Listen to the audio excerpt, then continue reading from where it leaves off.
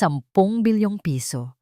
Iyan ang halaga ng 30 taon naming pagsasama na itinapon mo sa basura para sa isang babaeng kasing edad lang ng anak natin. Maximino, hindi lang pera ang kinuha mo, kundi ang dangal ko bilang asawa. Pero tandaan mo ito, ang reynang binuo mo sa hirap, hinding-hindi mo mapapatumba sa isang pirasong papel lang. Sino ba talaga ang mawawalan sa huli? Elena is just like a piece of old furniture in this house, Cheska. Boring, dusty, at wala nang pakinabang. I'm just waiting for the right lawyer to finalize everything para maitapon ko na siya sa labas. Ang boses ni Maximino ay malamig, matigas, at walang bahid ng pag-aalinlangan. Bawat salita ay parang isang matalim na balisong na bumaon sa dibdib ni Elena habang nakatayo siya sa labas ng pintuan ng study room. Sa kanyang mga kamay, maingat niyang hawak ang isang tray. May isang tasa doon ng mainit na salabat. Ang paboritong inumin ni Maximino tuwing sumasakit ang lalamunan nito dahil sa pagod sa opisina. Si Elena mismo ang nagkayod ng luyang dilaw, maingat na pinakuluan at hinaluan ng tamang dami ng pulot-pukyutan para lang gumaan ang pakiramdam ng kanyang asawa. Ang usok na nanggagaling sa tasa ay tila yumayakap sa kanyang mukha. Isang amoy na sumisimbolo sa 3 dekada ng kanyang pag-aalaga at pagmamahal. Ngunit ang init ng salabat ay hindi maikukumpara sa biglang paglamig ng kanyang buong pagkatao. Pakiramdam ni Elena ay nawalan ng lakas ang kanyang mga tuhod. Ang tray na hawak niya ay nagsimulang manginig. Isang patak ng mainit na likido ang tumalsik sa kanyang daliri. Ngunit hindi niya naramdaman ang hapdi ng balat. Ang tanging nararamdaman niya ay ang unti-unting pagkadurog ng kanyang puso sa loob ng kanyang dibdib. Narinig niya ang malanding tawa ni Cheska, ang batang sekretarya na itinuring niyang parang sariling anak noong nagsisimula pa lamang ito sa kumpanya. But hon, baka naman mag-eskandalo ang legal wife mo. You know, she has that martyr wife image na kinababaliwan ng mga tao. Huwag kang mag-alala, Cheska. I will give her enough crumbs para manahimik siya. Hindi niya alam na ang lahat ng pinaghirapan namin, unti-unti ko nang nailipat sa pangalan mo. She's too busy being a housewife to notice that her empire is already crumbling. Dahan-dahang ibinaba ni Elena ang tray sa maliit na mesa sa hallway. Walang ingay, walang kalansing. Ang bawat paggalaw niya ay parang isang anino na nawawalan ng buhay. Ang kanyang mga mata, na dati ay puno ng init at pag-unawa, ngayon ay tila 2 balon ng malalim na pait. Huminga siya ng malalim. Pilit na pinipigilan ang paghikbi na nais kumawala sa kanyang lalamunan. Pinihit niya ang doorknob at dahan-dahang itinulak ang pinto. Ang gulat sa mukha ni Maximino ay tumagal lamang ng 1 segundo bago ito napalitan ng isang mapang-uyat ng ngiti.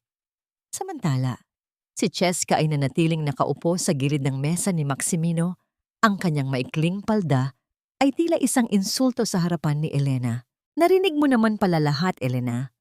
Mas mabuti na yon para hindi na tayo magbulahan, ang sabi ni Maximino habang kinukuha ang isang makapal na folder mula sa kanyang drawer.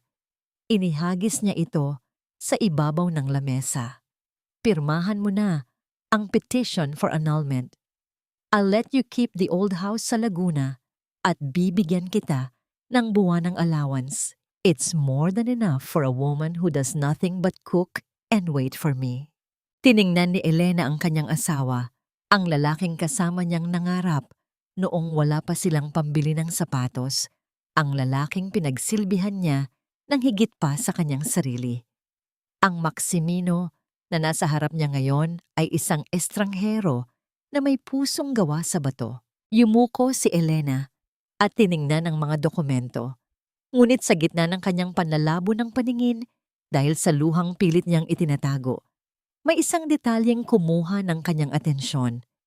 Isang pirasong papel na bahagyang nakasingit sa ilalim ng folder.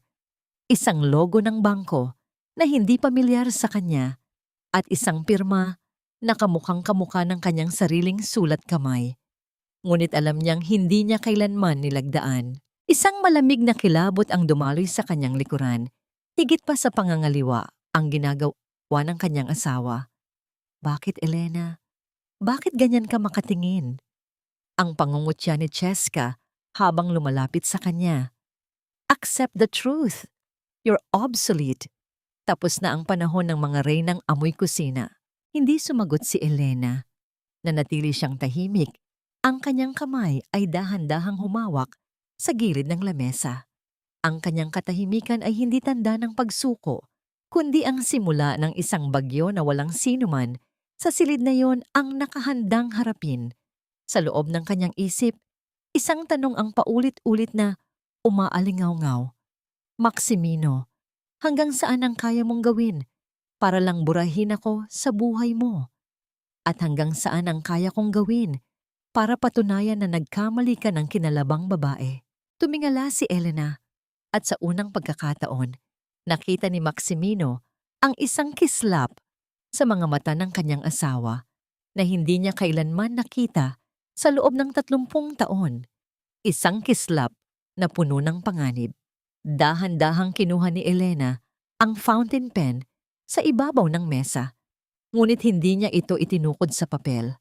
Sa halip, tinitigan niya ng diretso sa mata si Maximino at binitawan ang mga salitang tila isang sumpa sa gitna ng katahimikan. Ang akala mong basura, Maximino, siya palang humahawak sa susi ng iyong bilangguan. Binitiwan ni Elena ang panulat at mabilis na tumalikod. Dala ang isang sikretong hindi pa kayang iproseso ng kanyang naguguluhang isip. Sa likod niya, narinig niya ang galit na tawag ni Maximino, ngunit hindi na siya lumingon. Sa labas ng silid, ang ulan ay nagsimulang pumatak sa bubong. Unti-unting lumalakas. Tila nakikiramay sa bigat ng kanyang nararamdaman. Ngunit sa bawat hakbang ni Elena palayo, ang bawat patak ng ulan ay tila naghuhugas sa kanyang takot at nag-iiwan ng isang matigas na determinasyon. Anong misteryo ang itinatago ng dokumentong nakita ni Elena? At hanggang kailan kayang panindigan ni Maximino ang kanyang kasinungalingan bago gumuho ang lahat?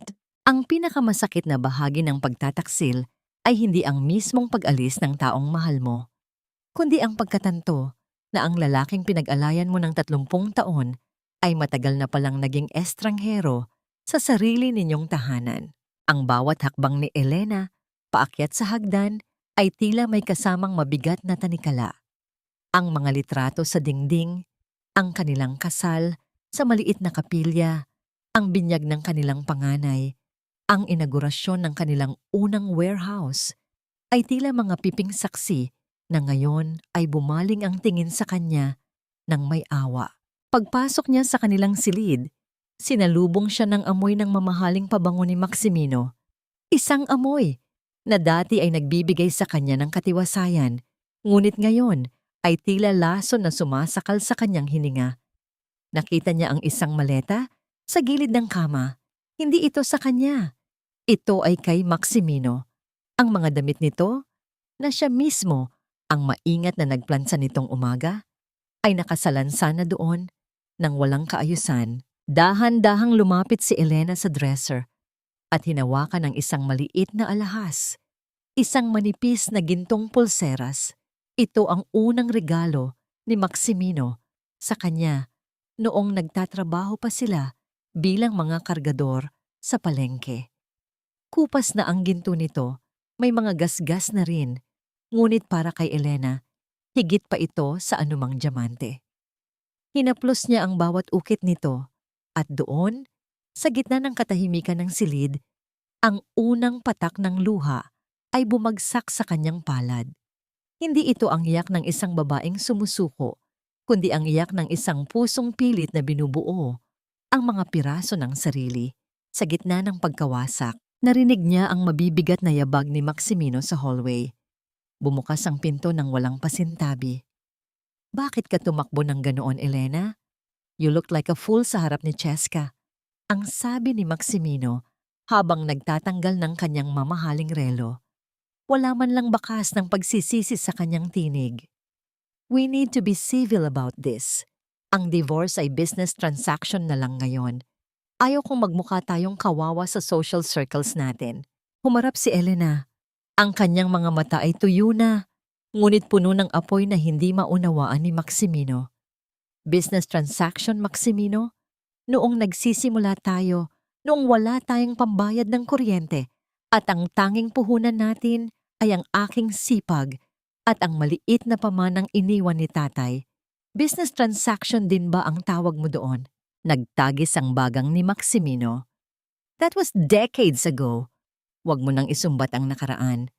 I built this empire with my own sweat and blood. You were just there to manage the house. I was there to manage your soul, Maximino. Pero mukhang matagal mo na palang ipinagpalit iyon para sa pera. Ang sagot ni Elena sa isang kalmadong boses na mas lalong nakapagpagalit sa kanyang asawa. Enough! I'm leaving tonight. Doon muna ako sa kondo. Ang bulyaw ni Maximino. Lumapit siya sa kama at isinara ang maleta. Huwag mong subukang pigilan ang proseso ng annulment. Alam mo kung gaano ka-impluwensya ang mga abogado ko. You'll end up with nothing if you fight me.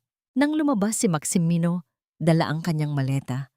Ang tanging naiwan sa silid ay ang tunog ng ulan na humahampas sa salamin ng bintana. Ang katahimikan ay tila isang mabigat na kumot na bumabalot kay Elena. Ngunit sa halip na humiga at magmukmok, lumakad siya patungo sa isang lumang kabinet sa sulok ng silid. Inilabas niya ang isang maliit na kahon na nakatago sa ilalim ng kanyang mga tupi ng barot saya. Sa loob niyon ay ang mga dokumento ng kanyang ama, mga titulo ng lupa at mga record ng pamilya na hindi niya kailanman ipinakita kay Maximino dahil akala niya ay sapat na ang tiwala sa pagitan nila. Binuksan ni Elena ang folder at kinuha ang dokumentong nakita niya kanina sa study room. Ikinumpara niya ang pirma sa loob ng bank record sa kanyang tunay na lagda sa mga dokumento ng kanyang ama. Ang kanyang kamay ay nagsimulang manginig. Ang kurba ng titik E, ang dulo ng titik A. Muntik na siyang malinlang, ngunit may isang maliit na detalye na tanging niyang orihinal na may-ari lamang ang nakakaalam. Ang kanyang ama ay tinuruan siyang maglagay ng isang maliit, halos hindi makitang tuldok sa ilalim ng bawat huling titik ng kanyang pangalan bilang tanda ng proteksyon. At sa dokumentong hawak ni Maximino kanina, walang tuldok. Isang mapait na ngiti ang sumilay sa mga labi ni Elena. Hindi lang siya basta iniwan ni Maximino. Ninanakawan siya nito. Ang kumpanyang pinaghirapan nila ay unti-unting hinihigop ng isang maitim na plano na involved hindi lang ang asawa niya, kundi pati ang mga taong pinagkakatiwalaan niya sa loob ng bangko. Biglang tumunog ang kanyang telepono sa ibabaw ng bedside table. Isang hindi kilalang numero ang lumitaw sa screen. Nag-alinlangan si Elena, ngunit sa huli ay sinagot niya ito. Hello? Madam Elena.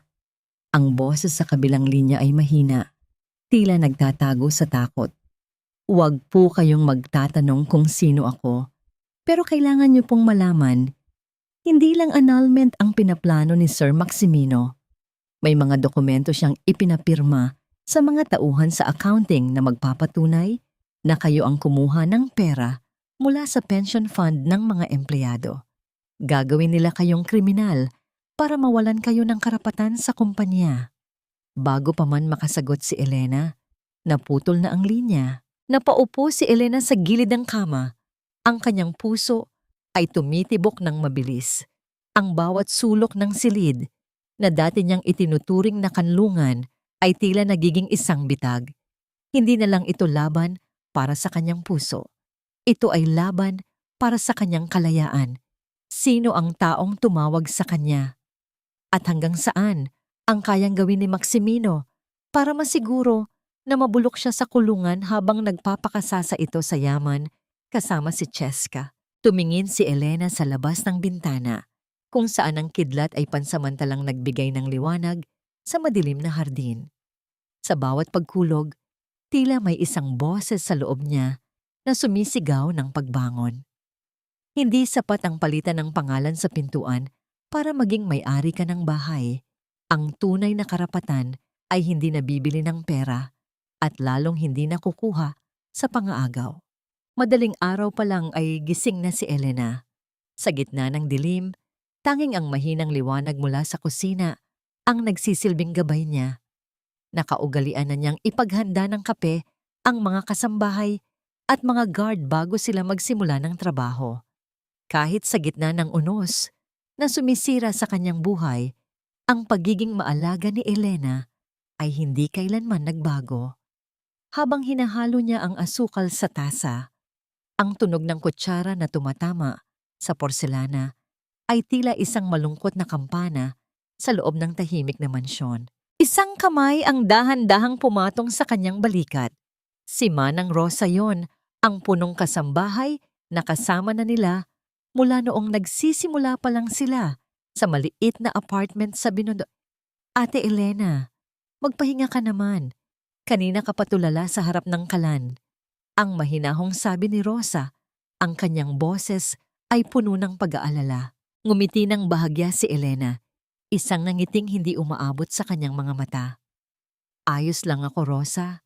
Sanay naman akong magbantay sa dilim. Mas nakikita ko ang katotohanan kapag tahimik ang lahat. Nabalitaan ko ang nangyari kagabi. Alam naming lahat na hindi mo kayang gawin ang ibinibintang nila tungkol sa pera ng kumpanya. Mananatili kaming tapat sa iyo, ate, ang paniniguro ni Rosa. Ngunit ang katahimikan ng umaga ay biglang nabulabog ng tunog ng isang sasakyang pumarada sa labas. Hindi yun ang sasakyan ni Maximino. Ilang sandali pa, narinig ang matitinis na takong na humahampas sa marmol na sahig ng sala. Pumasok si Cheska. Suot ang isang matingkad na pulang bestido na tila isang sugat sa gitna ng mapayapang mansyon. May dala siyang ilang malalaking shopping bags at ang susi ng bahay na tila ba sa kanya na ang buong lugar. Good morning, Manang. Pakiakyat naman itong mga gamit ko sa master's bedroom. Masyado kasing madilim ang kondo ni Maximino, kaya dito muna ako titira habang inaayos ang papers. Ang utos ni Cheska sa isang mapangahas na tono. Nanigas si Rosa sa kanyang kinatatayuan, ngunit si Elena ay dahan-dahang lumabas mula sa kusina. Ang kanyang tindig ay tuwid. Ang kanyang mukha ay parang isang kalmadong lawa na nagtatago ng malalim na panganib. Ang silid na yon ay para lamang sa legal na asawa ni Maximino, Cheska. At hanggat hindi pa tuyo ang tinta sa anumang dokumento ng korte, ako pa rin ang asawa.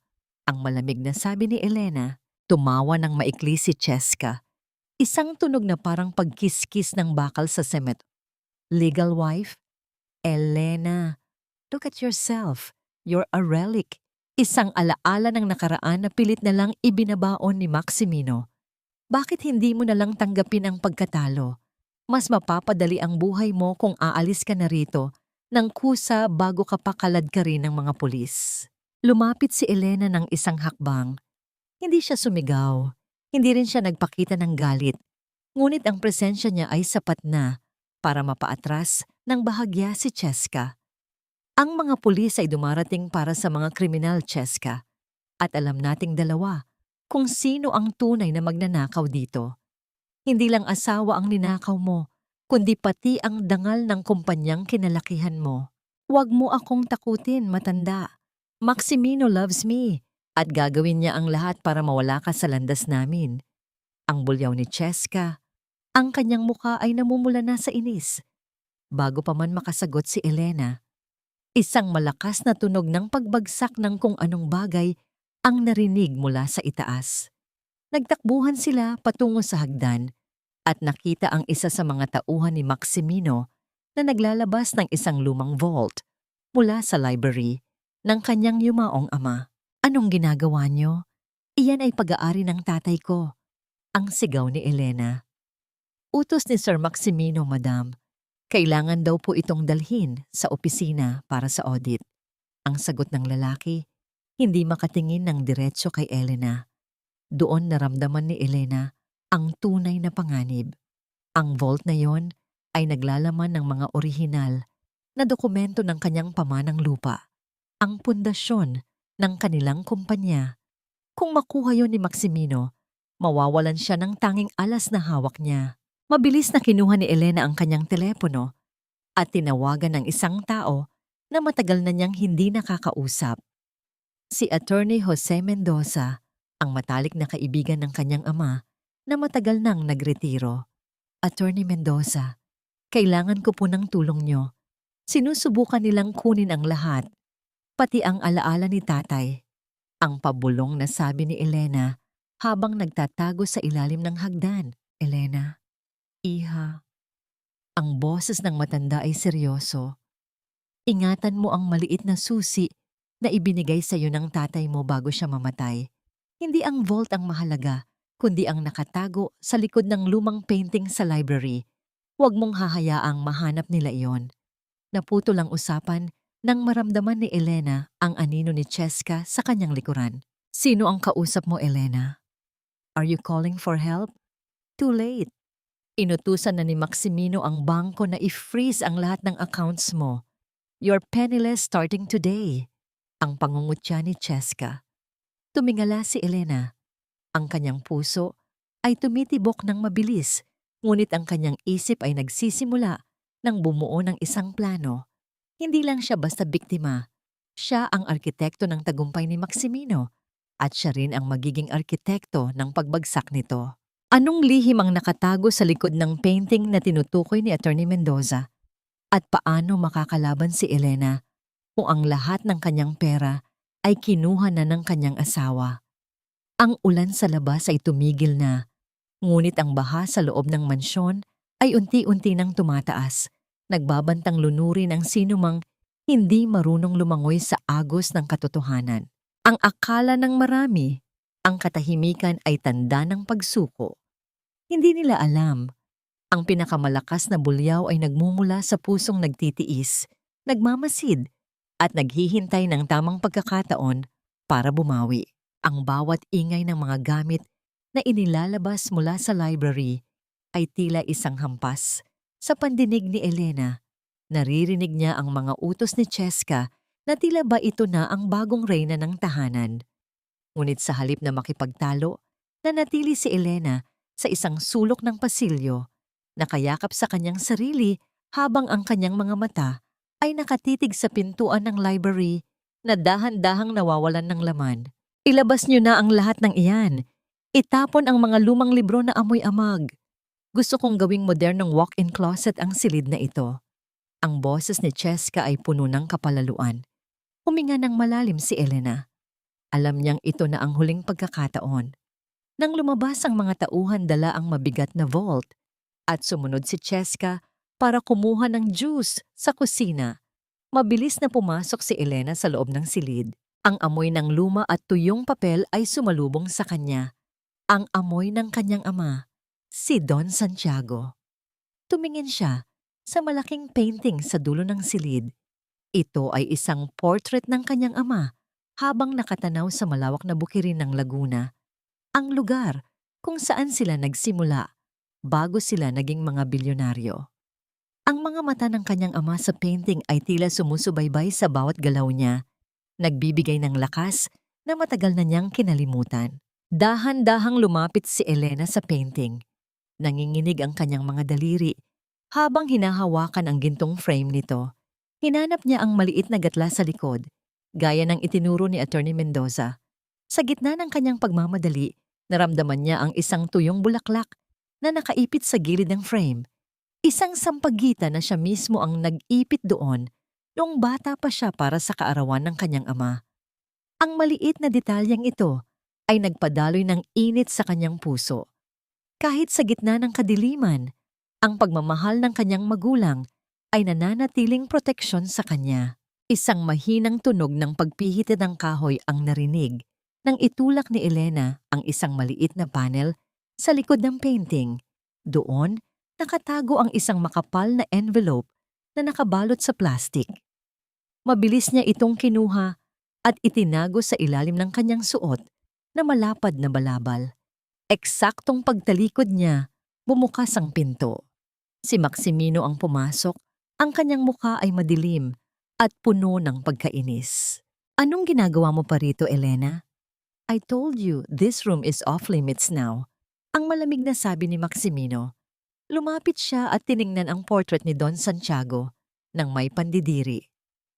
Ang matandang ito, hanggang sa huling sandali, tila binabantayan pa rin ako. Akala niya siguro, habang buhay akong tatanaw ng utang na loob sa kanya. Hindi utang na loob ang hinihingi ni tatay sa iyo, Maximino. Respeto lang. Respeto sa pamilyang nag-angat sa iyo mula sa putikan. Ang sagot ni Elena. Pilit na pinapakalma ang kanyang boses kahit na ang kanyang puso ay tila gustong tumalon sa labas ng kanyang dibdib dahil sa kaba. Tumawa ng mapait si Maximino. Pamilya. Elena, ginamit ko lang ang pamilya mo para makarating dito. At ngayong nasa itaas na ako, wala na akong pakialam sa mga alaala ng isang matandang patay na. Inutusan ko na ang mga tauhan ko na ibaba ang painting na ito bukas at sunugin. Parang sinaksak si Elena sa sinabi ng asawa. Ngunit imbes na sumabog sa galit, mas hinigpitan niya ang hawak sa envelope sa ilalim ng kanyang balabal. Alam niya na ang hawak niya ay hindi lang basta papel. Ito ang magiging mitya ng pagguho ng toreng kinatatayuan ni Maximino. Kung ganoon, wala na ngang natitira sa lalaking minahal ko noon. Ang pabulong na sabi ni Elena. Sana ay maging masaya ka sa bawat sentimong ninakaw mo sa amin, Maximino, dahil ang bawat sentimo ay may kaakibat na luha ng aking ama. Umalis ka na! I don't want to see your face here tomorrow morning. Ang mga guards ay may utos na huwag ka nang papasukin kapag lumabas ka ng gate. Ang huling banta ni Maximino bago siya tumalikod at lumabas ng silid. Naiwang mag-isa si Elena sa gitna ng library na unti-unti nang nagiging banyaga sa kanya. Lumapit siya muli sa painting at hinalikan ng kamay ng kanyang ama sa portrait. Patawad, tatay, pero pangako ko, hindi ko hahayaang mawala ang lahat ng pinaghirapan niyo. Lumabas si Elena ng mansyon. Dala ang isang maliit na bag at ang sikretong kanyang natagpuan. Habang naglalakad siya sa driveway sa ilalim ng liwanag ng buwan, narinig niya ang tawanan ni na Maximino at Cheska mula sa balkonahe. Parang mga hayop na nagdiriwang sa kanilang biktima. Pagsakay niya sa isang lumang taxi na tinawag ni Manang Rosa, binuksan ni Elena ang envelope ng bahagya.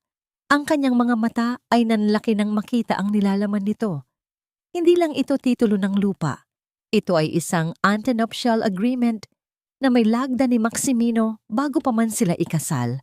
Isang dokumentong nagsasabing lahat ng ari-ari ang magmumula sa kapital ng pamilya ni Elena ay mananatiling pag-aari ni Elena, anuman ang mangyari. At higit sa lahat, may kalakip itong record ng lahat ng illegal na transaksyon na ginawa ni Maximino noong nagsisimula pa lang ang kumpanya na sadyang itinago ng kanyang ama bilang insurance. Ngunit sa gitna ng mga papel, may isang litrato na nahulog. Isang litrato ni Maximino na may kasamang ibang babae. Hindi si Cheska, kundi isang babaeng kamukha ni Elena noong kabataan niya at may dala itong isang sanggol. Sino ang babaeng nasa litrato? At anong koneksyon nito sa nakaraan ni Maximino na hindi alam ni Elena? Napahawak si Elena sa kanyang dibdib. Ang akala niyang simpleng pagtataksil ay tila isang malalim na balon ng mga kasinungalingan na 3 dekada nang nakabaon.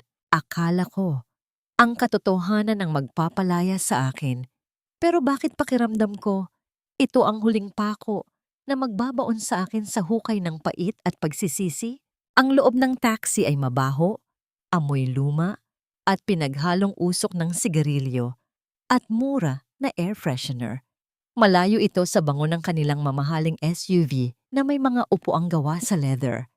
Nakatingin si Elena sa labas ng bintana habang mabilis na dumadaan ang mga ilaw ng lungsod ng Maynila. Ang bawat gusali, bawat karatula, at bawat taong naglalakad sa ilalim ng ulan ay tila mga malalabo na anino sa kanyang paningin. Ang kanyang mga kamay ay mahigpit na nakakapit sa envelope na tila ba ito na lamang ang tanging bagay na pumipigil sa kanya para hindi tuluyang maglaho. Sa isang maliit at lumang apartment sa kanto ng Quiapo, siya nagpababa. Ito ang silid na palihim na binili ng kanyang ama noon para sa kanya, isang lugar na hindi alam ni Maximino. Pagpasok niya, ang amoy ng alikabok at saradong silid ang sumalubong sa kanya. Walang kuryente, kaya kinuha ni Elena ang kanyang cellphone para magsilbing liwanag. Inilapag niya ang mga dokumento sa isang maliit na mesang gawa sa kahoy. Ang kanyang puso ay tumitibok ng mabilis habang muling kinukuha ang lumang litrato na nahulog mula sa envelope. Sa ilalim ng liwanag ng kanyang telepono, mas pinagmasdan niya ang mukha ng babaeng nasa larawan. Ang babae ay nakasuot ng simpleng duster, may mahabang buhok at may mga matang puno ng pangarap. Ngunit ang mas kumuha ng atensyon ni Elena ay ang sanggol na karga nito. Sa likod ng litrato, may nakasulat na petsa gamit ang isang kupas na asul na tinta. Hunyo 1900 at 72, ang aming munting anghel, karga ng kanyang ina. Napahawak si Elena sa kanyang bibig para pigilan ang isang malakas na hikbi. 1900 at 72. Iyon ang taon bago sila ikasal ni Maximino. Iyon ang panahon na sinasabi ni Maximino na wala siyang ibang mahal kundi si Elena. Ang lalaking laging nagsasabi na siya ang unang babae sa buhay nito ay mayroon na palang pamilyang nakatago bago pa man sila magsimulang bumuo ng sarili nilang mundo. Maximino, paano mo nagawa ito sa akin? Ang pabulong na tanong ni Elena sa hangin. Ang kanyang boses ay nanginginig sa matinding sakit. Lahat ng sakripisyo ko, lahat ng pagtitiis ko sa ugali ng nanay mo, lahat ba iyon ay para sa isang kasinungalingan? Dahan-dahan niyang binasa ang iba pang mga papel. Ang mga dokumento ay hindi lang tungkol sa kumpanya. May mga resibo ng buwanang padala ng pera ni Maximino sa isang account sa probinsya ng Pangasinan. Mga transaksyong nagsimula noong nakaraang 10 taon lamang. Ibig sabihin, ang pamilyang ito ay hindi lang bahagi ng nakaraan. Sila ay bahagi rin ng kasalukuyan. Habang binubuklat ni Elena ang mga huling pahina, nakakita siya ng isang photocopy ng isang birth certificate. Ang pangalan ng bata ay nakatala bilang Maximino Vorontsov Jr. Ang ama, Maximino Vorontsov. Ang ina, Clara Dizon. Ang pangalang Clara ay tila isang kuryenteng gumising sa kanyang diwa. Clara. Iyon ang pangalan ng babaeng laging binabanggit ng biyena niyang si Doña Imelda na isang malayong pinsan na nangangailangan ng tulong pinansyal. Ang perang inaakala ni Elena na ipinapadala niya para sa kawanggawa ay napupunta pala sa anak ng kanyang asawa sa ibang babae. Isang matinding galit ang unti-unting pumapalit sa kanyang lungkot. Hindi lang siya basta pinagtaksilan. Ginawa siyang tanga sa loob ng sarili niyang pamamahay sa loob ng mahabang panahon. Ang kanyang sariling pera, ang pamanang galing sa pawis ng kanyang ama, ang nagpapakain sa lihim na pamilya ni Maximino. Biglang may kumatok sa pintuan ng apartment. 3 mahina, ngunit siguradong katok, nanigas si Elena. Wala dapat nakakaalam na narito siya. Patay ang mga ilaw kaya paanong may nakasunod sa kanya? Dahan-dahan siyang lumapit sa pintuan, ang kanyang hininga ay pigil habang nakasilip sa maliit na butas ng pinto. Sa labas, nakatayo ang isang lalaking nakahudi, basang-basa ng ulan. Nang dahan-dahang iangat ng lalaki ang kanyang mukha, halos mapatili si Elena. Ito ay ang driver ni Maximino na si Ben, ang lalaking inakala niyang tapat sa kanyang asawa. Madam Elena, buksan niyo po ang pinto. Ang pabulong na sabi ni Ben. Ang kanyang boses ay puno ng kakaba. Hindi po ako kaaway. May iniutos si Sir Maximino na masama. Kailangan niyo pong umalis dyan ngayon din. Binuksan ni Elena ang pinto ng bahagya. Anong ibig mong sabihin, Ben? Bakit ka narito? Pinapasubaybayan po kayo ni Sir sa isang private investigator. Ang mabilis na paliwanag ni Ben habang lilingon-lingon sa hallway. Alam nila kung nasaan kayo. At Madam, may utos si Sir na kunin ang envelope na dala nyo Ano man ang mangyari, hindi sila titigil hanggat hindi nila nakukuha ang mga dokumentong yan. Bago pa man makasagot si Elena, narinig nila ang tunog ng mabilis na mga yabag sa hagdanan ng lumang gusali. Hindi lang isa, kundi maraming tao ang paparating. "Dito po sa fire escape, madam, bilisan nyo!" Ang pagmamadali ni Ben, kinuha ni Elena ang kanyang envelope at mabilis na sumunod kay Ben sa madilim at madulas na hagdanan sa labas ng gusali. Habang bumababa sila sa gitna ng malakas na ulan, narinig ni Elena ang pagbagsak ng pinto ng kanyang silid sa itaas. Ang mga tauhan ni Maximino ay nakapasok na. Saan siya dadalhin ni Ben?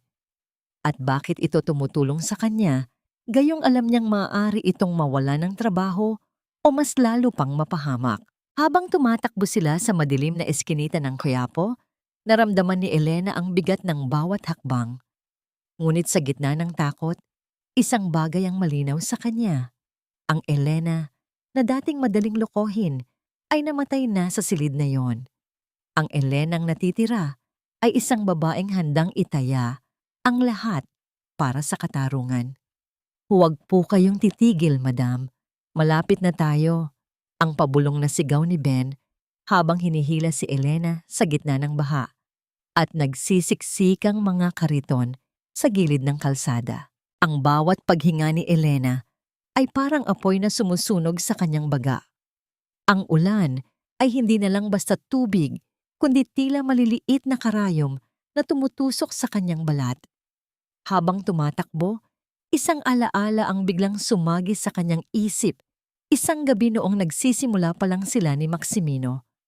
Wala silang payong noon at masaya silang tumatakbo sa ulan habang naghahanap ng masisilungan, nagtatawanan at puno ng pag-asa.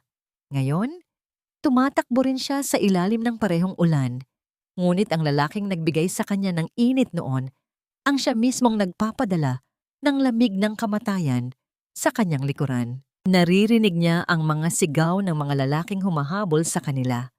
Ang tunog ng kanilang mabibigat na sapatos sa basang semento ay tila isang martilyo na tumatama sa kanyang kaba. "Dito po, pasok!" ang utos ni Ben. Biglang naramdaman ni Elena ang isang pamilyar at banal na amoy. Ang amoy ng kandila, insenso at lumang kahoy.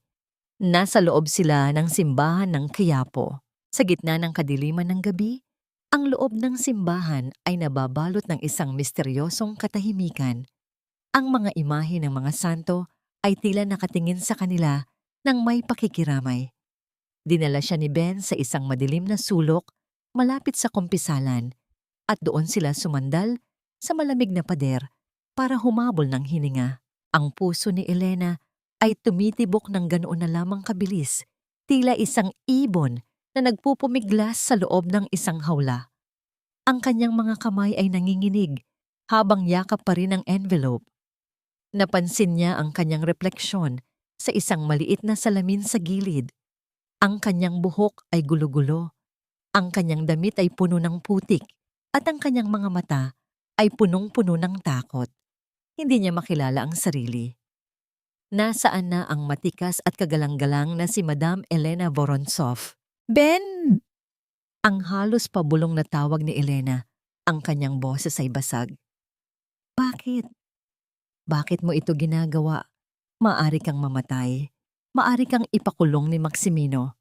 Tumingin si Ben sa kanya. Ang mga mata nito ay puno ng katapatan. "Madam, noong nakaraang taon, noong kailangan ng nanay ko ng operasyon sa puso, at tinanggihan ako ni Sir Maximino dahil business expense lang daw ang tingin niya sa amin. Kayo po ang lihim na nagbayad ng lahat. Hindi niyo po ako tinanong. Hindi niyo po ako sinumbatan. Utang ko po sa inyo ang buhay ng nanay ko." Naramdaman ni Elena ang isang mainit na daloy ng luha sa kanyang pisngi. Sa gitna ng lahat ng pagtataksil ng mga taong pinahalagahan niya, ang isang simpleng driver na tinulungan niya ng walang kapalit ang siyang nanatiling tapat sa kanya. "Hindi ko po hahayaang saktan kayo ni Sir," ang pagpapatuloy ni Ben. "Pero madam, kailangan niyong malaman. Ang babaeng nasa litrato, si Clara, Hindi lang siya basta kabit. Siya ang kapatid ng isa sa pinakamalaking board members ng kumpanya niyo. Ang planong pagpapatalsik sa inyo ay matagal na nilang binuo. Maximino is using her to gain total control, and in exchange, he promised to make her his legal wife once you are out of the picture. Parang gumuho ang langit kay Elena. Hindi lang ito usaping puso. Ito ay isang malaking sabwatan. Ang bawat tao sa paligid niya ay tila may hawak na kutsilyo. Naghihintay lang ng tamang pagkakataon para itusok ito sa kanyang likuran. Kinuha ni Elena ang envelope at muling tiningnan ang mga papel. Sa gitna ng mga dokumento ng bangko, nakakita siya ng isang maliit na sticky note na may sulat kamay ni Maximino. Isang maikling mensahe na para kay Clara. Konting tiis na lang, mahal ko. Malapit na nating makuha ang huling pirma ng matanda. Pagkatapos nito, wala ng Elena. Nahahadlang sa atin. Ang huling pirma. Ang pirma para sa paglipat ng mga lupain sa Laguna. Biglang narinig ni Elena ang tunog ng pagbukas ng malaking pintuan ng simbahan. Ang liwanag mula sa labas ay panandaliang pumasok at nakita nila ang anino ng tatlong lalaking dahan-dahang naglalakad sa gitna ng pasilyo ng simbahan. Madam, huwag kayong gagalaw. Ang bulong ni Ben, ang kanyang kamay ay nakahawak na sa isang bakal na upuan bilang depensa. Ang mga yabag ng mga lalaki ay umaalingaw-ngaw sa katahimikan ng simbahan. Bawat tunog ay parang isang bilanggo na naglalakad patungo sa bitayan. Humawak si Elena sa krus na nakasabit sa kanyang leeg at pumikit ng mariin. Panginoon, kung ito na po ang huli, huwag niyo pong hayaang mamatay ang katotohanan, ang kanyang pabulong na dalangin. Eksaktong lilingon ang isa sa mga lalaki sa kanilang kinalalagyan nang biglang tumunog ang isang malakas na kampana ng simbahan, hudyat ng madaling araw. Ang tunog nito ay tila isang babala na yumanig sa buong gusali. Sa gitna ng pagkagulat ng mga lalaki, may isang boses na pumailan lang mula sa altar. Isang boses na matanda, ngunit puno ng awtoridad. Anong ginagawa niyo sa bahay ng Diyos sa ganitong oras? Lumingon ang lahat. Isang matandang pari ang nakatayo doon, may hawak na rosaryo. Ngunit sa likod ng pari, may isa pang anino. Isang lalaking nakasuot ng barong, may tindig na kagalang-galang, at may mga matang tila nakakakita ng lahat ng lihim. Attorney Mendoza? Ang halos hindi makapaniwalang tawag ni Elena. Ngunit hindi nakatingin ang abogado sa kanya. Nakatingin ito sa mga lalaking humahabol kay Elena, at ang kanyang mga susunod na salita ay tila isang hatol na nagpalamig sa buong paligid. Sabihin niyo kay Maximino, ang larong sinimulan niya ay may bagong kalaban na ngayon at siguraduhin niyang handa siyang mawala ang lahat dahil hindi lang ang asawa niya ang kinalaban niya, kundi ang buong katotohanang ibinaon niya sa loob ng 30 taon. Sino ba talaga si Attorney Mendoza sa buhay ni Elena? At anong alas ang hawak ng matandang abogado na kayang magpabagsak sa isang bilyonaryong tulad ni Maximino? Ang umaga ay dahan-dahan ng sumisikat, ngunit para kay Elena, ang tunay na laban ay kasisimula pa lamang. Minsan, kailangang dumaan sa pinakamatinding apoy ang isang ginto para lamang malaman kung gaano ito katibay. At ikaw, Elena, ikaw ang gintong sinubukan niyang tunawin, ngunit hindi niya alam na sa init ng kanyang pagtataksil, mas lalo ka lang tumitigas. Sa loob ng maliit at masikip na opisina ng kumbento, ang amoy ng lumang papel at mainit na kape ay nagsilbing gamot sa nanginginig na kalamnan ni Elena.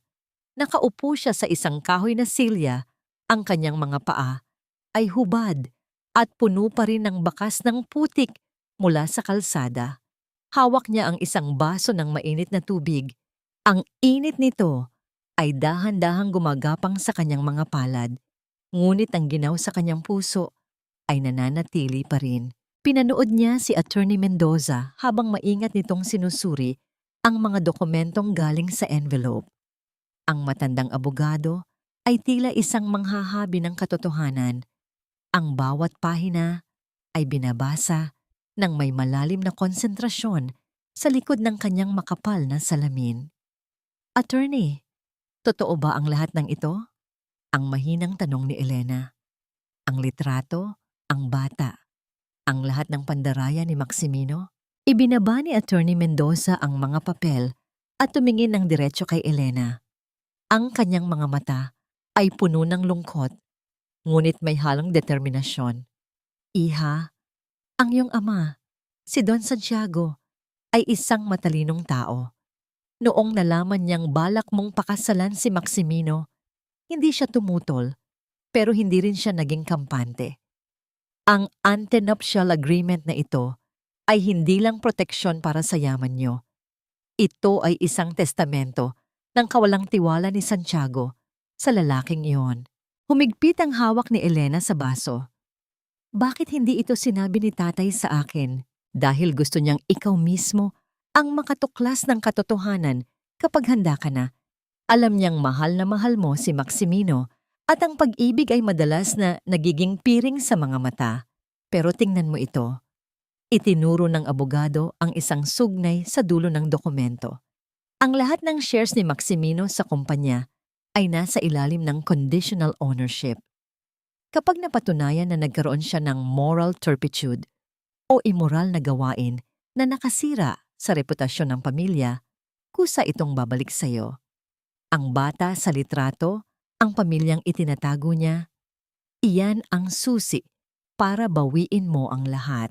Naramdaman ni Elena ang isang malakas na pintig sa kanyang sentido. Ang bawat sakripisyo niya, ang bawat gabing naghintay siya sa pag-uwi ng asawa, at ang bawat pagkakataong pinagtanggol niya si Maximino sa kanyang ama, lahat ng iyon ay parang isang malaking sampal na bumabalik sa kanya ngayon. Ang namagitan sa kanila nang dahan-dahang kumuha si Elena ng isang basahan at nagsimulang punasan ang sarili niyang mga paa. Sa bawat kuskos niya sa putik, tila binubura rin niya ang bawat bakas ng pagiging martir sa kanyang sistema. Hindi na siya ang babaeng iiyak dahil lang iniwan. Siya na ang babaeng lalaban dahil ninakawan. Anong kailangan nating gawin, attorney? Ang tanong ni Elena. Ang kanyang boses ay wala ng panginginig.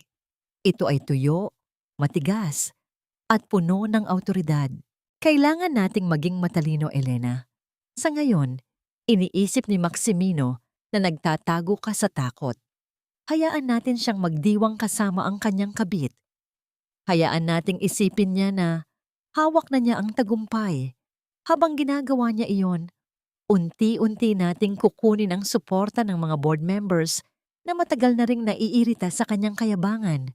Ang paliwanag ni Mendoza. Biglang bumukas ang pinto at pumasok si Ben, ang driver. Ang kanyang mukha ay maputla at pawisan. Madam, attorney, tumatawag po si Sir Maximino sa telepono ko. Alam niyang magkasama tayo. Sinasabi niyang kapag hindi ko raw kayo isinuko sa loob ng 1 oras, ituturing niya akong kasabwat sa pagnanakaw ng kumpanya. Nagpadala na rin siya ng mga tao sa bahay ng nanay ko. Napatayo si Elena. Ang kanyang galit ay tila isang bulkang sumasabog. Gagamitin niya pati ang mga inosenteng tao. Ganun na ba siya kawalang hiya? Kinuha ni Elena ang telepono mula kay Ben. Nakita niya ang mensaheng ipinadala ni Maximino. Ibigay mo sa akin ang asawa ko at ang mga papel, Ben. Huwag mong sirain ang buhay mo para sa isang babaeng wala ng kapangyarihan. Last warning. Hindi nag-isip ng 2 beses si Elena. Pinindot niya ang record button at nagsalita ng diretso sa mikropono ng telepono ni Ben bago ito ipadala bilang voice message kay Maximino. Maximino, huwag mong idamay ang mga taong tapat sa akin. Kung gusto mo ng laban, harapin mo ako. Pero maghanda ka na. Dahil ang mansyong tinitirhan mo ngayon, siguraduhin mong malalasap mo pa ang huling gabi mo dyan. Dahil bukas, ang bawat sulok ng bahay na yan ay sisigaw ng pangalan ko. At ikaw, ang lalabas na walang saplot sa harap ng mundo. Binitiwan ni Elena ang telepono at tumingin kay Attorney Mendoza. Attorney, simulan na natin ang paglipat ng lahat ng assets. Ngayon na. Ngunit sa labas ng kumpisal, isang hindi kilalang anino ang nakikinig. Isang tao na may hawak na recorder at dahan-dahang lumabas ng simbahan patungo sa isang naghihintay na itim na sasakyan. Sino ang espiyang nakapasok sa loob ng simbahan? At sapat ba ang tapang ni Elena para harapin ang mas malaking banta na hindi lang nanggagaling kay Maximino, kundi sa mas malalim na kaaway na matagal nang nagmamasid sa dilim? Ang unang sinag ng araw ay tumama sa mukha ni Elena, ngunit hindi ito ang liwanag ng kapayapaan. Ito ang liwanag ng isang digmaang wala ng atrasan. Mama, please, huwag ka nang lumaban kay Papa. Sinasabi niya sa amin na ikaw ang nagnakaw sa kumpanya. Bakit mo ginagawa ito sa amin? Ang boses ni Sofia, ang panganay na anak ni Elena, ay basag at puno ng paghikbi sa kabilang linya ng telepono. Bawat salita ng kanyang anak ay parang 1,000 karayom na tumutusok sa puso ni Elena.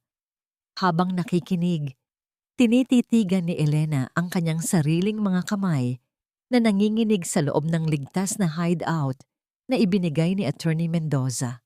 Sa harap niya ay isang plato ng tuyo at sinangag, ang pagkaing nagpapaalala sa kanya ng mga simpleng simula nila. Ngunit ang bawat subo ay tila buhangin sa kanyang lalamunan.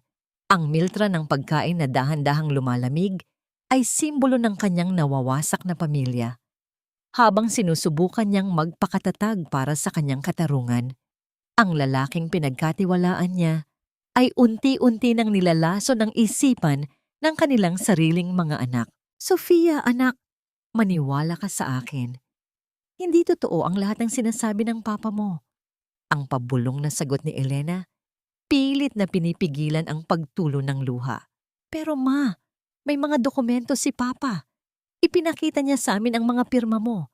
Sinasabi niya na, dahil sa ginawa mo, baka mawala ang lahat ng mana namin. Bakit mo kami ipagpapalit sa galit mo? Ang hagulgol ni Sofia bago nito tuluyang patayin ang tawag, nabitawan ni Elena ang kanyang kutsara. Ang tunog nito sa porselanang plato ay tila isang malungkot na wakas. Napasandal siya sa upuan at napapikit ng mariin. Ang sakit ng pagtataksil ni Maximino ay kaya niyang tiisin, ngunit ang kamatayan ng tiwala ng kanyang mga anak ang siyang tunay na nagpapaluhod sa kanya. Madam, huwag po kayong padala sa emosyon. Ang mahinahong sabi ni Attorney Mendoza, nakapapasok lang sa silid. Iyan ang gusto ni Maximino. Gusto kanyang pahinain sa pamamagitan ng mga anak niyo. Ginagamit niya ang hiya at ang takot ng mga bata para hindi ka makakilos. Pero attorney, ang mga anak ko, sila ang buhay ko. Paano ako lalaban kung ang mismong bunga ng pagmamahal namin ang siyang nagtatakwil sa akin? Ang tanong ni Elena, ang kanyang mga mata ay punong-puno ng pait. Ang nangyari nang dahan-dahang ilabas ni Elena mula sa kanyang bulsa ang isang maliit na sapin ng unan na may burda ng pangalan ng kanyang mga anak. Ito ang ginawa niya noong mga panahong hirap pa sila at wala siyang pambili ng mga mamahaling gamit. Hinaplos niya ang bawat tahi, ang bawat hibla ng sinulid na nagdadala ng alaala ng kanyang pagiging ina. Sa gitna ng kanyang vuvun, nahanap niya ang isang bagong uri ng lakas. Ang lakas ng isang inang kailangang iligtas ang kanyang mga anak mula sa isang amang mapanlinlang. Hindi ko hahayaang lumaki ang mga anak ko sa ilalim ng isang kasinungalingan. Ang matigas na sabi ni Elena habang tumatayo. Attorney, kailan ang susunod na board meeting? Sa makalawa, Elena. At balak ni Maximino na i-announce ang merger sa kumpanya ni Clara sa gabi ng gala night ng kumpanya. Iyon ang gabi na balak niyang ipakilala si Clara bilang bagong First Lady ng Bronze of Shipping. Ang paliwanag ni Mendoza. Kung ganoon, tumuon tayo pupunta. Ang sabi ni Elena. Ang kanyang tinig ay malamig na parang yelo. Gusto niyang ipakita ang kanyang tagumpay sa harap ng buong mundo? Ibibigay ko sa kanya ang pinaka-hindi malilimutang palabas sa kanyang buhay. Sa kabilang panig ng lungsod, sa loob ng kanilang mansyon, nagdiriwang sina Maximino at Cheska. Habang humihigop ng mamahaling alak, nakatingin si Maximino sa malaking painting sa dingding kung saan dati ay nakasabit ang portrait ni Don Santiago. Ngayon, isang modernong abstract art na ang naroon. Ang galing mo talaga, Hon. Isang tawag lang kay Sofia, tiklop na agad si Elena. Ang malambing na sabi ni Cheska habang nakasandal sa balikat ni Maximino. Madaling kontrolin ang taong pinapatakbo ng puso, Cheska. Si Elena ay isang ina bago siya naging asawa. At ang kahinaan niyang iyon ang magiging daan para makuha ko ang huling pirma sa Laguna Properties. Ang mayabang na sagot ni Maximino. Ngunit hindi nila alam, sa isang madilim na silid sa hideout, si Elena ay hindi na nag-iiyak. Kasama si Ben at Attorney Mendoza, tinitingnan nila ang isang video file na nakuha mula sa isang hidden camera na itinanim ni Ben sa library bago siya umalis. Sa video, malinaw na nakikita si Maximino at Clara na nag-uusap tungkol sa kung paano nila lulutuin ang mga record ng kumpanya para palabasing nagnanakaw si Elena. Ito na ba ang alas natin, madam? Ang tanong ni Ben. Hindi pa, Ben. Ang alas ay hindi lang basta katotohanan. Ang alas ay ang sandali. Kung kailan pinakamataas ang lipad ng kalaban, doon natin sila babarilin para mas masakit ang pagbagsak. Ang sagot ni Elena. Ngunit sa gitna ng kanilang pagpaplano, biglang may pumasok na mensahe sa telepono ni Attorney Mendoza. Ang kanyang muka ay namutla. Elena, may problema. Si Maximino, nalaman niya kung nasaan ang kinaroroonan ng nanay ni Ben. At ngayon, may balita na dinala sila sa isang hindi pa alam na lugar. He's raising the stakes. Napatigil si Elena. Ang bawat hakbang niya ay tila binabantayan. Maximino was no longer just a cheating husband.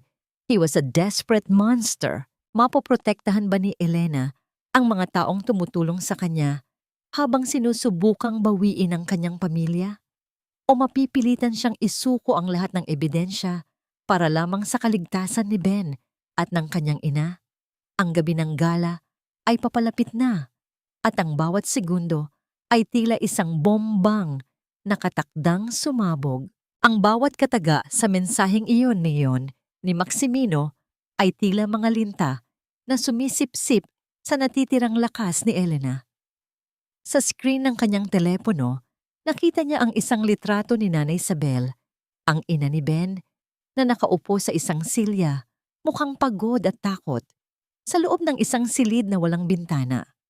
Ang imaheng iyon ay isang lason na dahan-dahang kumakalat sa sistema ni Elena na sumisira sa kanyang determinasyon na lumaban. Naramdaman niya ang bigat ng katahimikan sa loob ng maliit na hideout. Si Ben ay nakatalikod sa kanya. Ang kanyang mga balikat ay nanginginig sa pigil na galit at hapis. Para kay Elena, ang bawat hikbi ni Ben ay isang sumbat sa kanyang pagkatao. Paano niya magagawang ipagpatuloy ang kanyang plano kung ang taong pinakatapat sa kanya ay kailangang magsakripisyo ng sariling dugo at laman? Dahan-dahang lumapit si Elena kay Ben. Ang tunog ng kanyang mga yabag sa lumang sahig na kahoy ay tila isang malungkot na ritmo sa gitna ng kadiliman. Ipinatong niya ang kanyang kamay sa balikat ng lalaki. Ben, patawarin mo ako. Hindi ko akalain na aabot siya sa ganitong kalupitan. Ang pabulong na sabi ni Elena. Humarap si Ben sa kanya. Ang kanyang mga mata ay punong-puno ng luha. Madam, mahal ko po ang nanay ko. Siya na lang po ang meron ako. Pero alam ko rin po na kapag sumuko kayo ngayon, hindi lang ang kumpanya ang mawawala. Mawawalan din po ng saysay ang lahat ng sakripisyo ni Don Santiago. Si Sir Maximino, hindi siya titigil hanggat hindi niya tayo nadudurog na dalawa. Ang namayani nang kumuha si Elena ng isang maliit na panyo at dahan-dahang pinunasan ang mga luha ni Ben.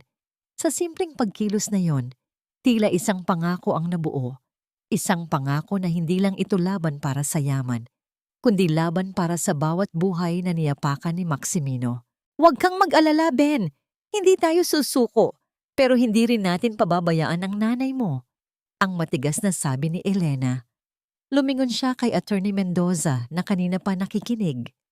Attorney, kailangan nating baguhin ang strategiya. Maximino thinks I'm a woman driven by fear. Let us give him exactly what he expects, but with a twist he will never see coming. Anong nasa isip mo, Elena? Ang tanong ni Mendoza. Ang kanyang kilay ay nagsalubong sa pagtataka. Gagamitin natin ang galanite. Maximino wants the world to see his victory? Then we will give him a stage. Pero bago yon, kailangan nating mahanap kung nasaan si Nanay Isabel gamit ang kaisa-isang tao na hindi paghihinalaan ni Maximino. Ang paliwanag ni Elena. Kinabukasan, isang kakaibang tagpo ang nangyari sa loob ng isang mamahaling restaurant sa Makati. Nakaupo si Elena sa isang sulok, nakasuot ng malapad na sombrero at itim na salamin.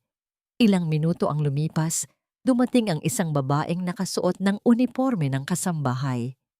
Si Rosa iyon, ang punong kasambahay na nanatili sa mansyon ni Maximino. Madam, mabilis lang po ako. Baka mahalata ni Cheska na wala ako. Ang kaba sa boses ni Rosa. Rosa, kailangan ko ang tulong mo.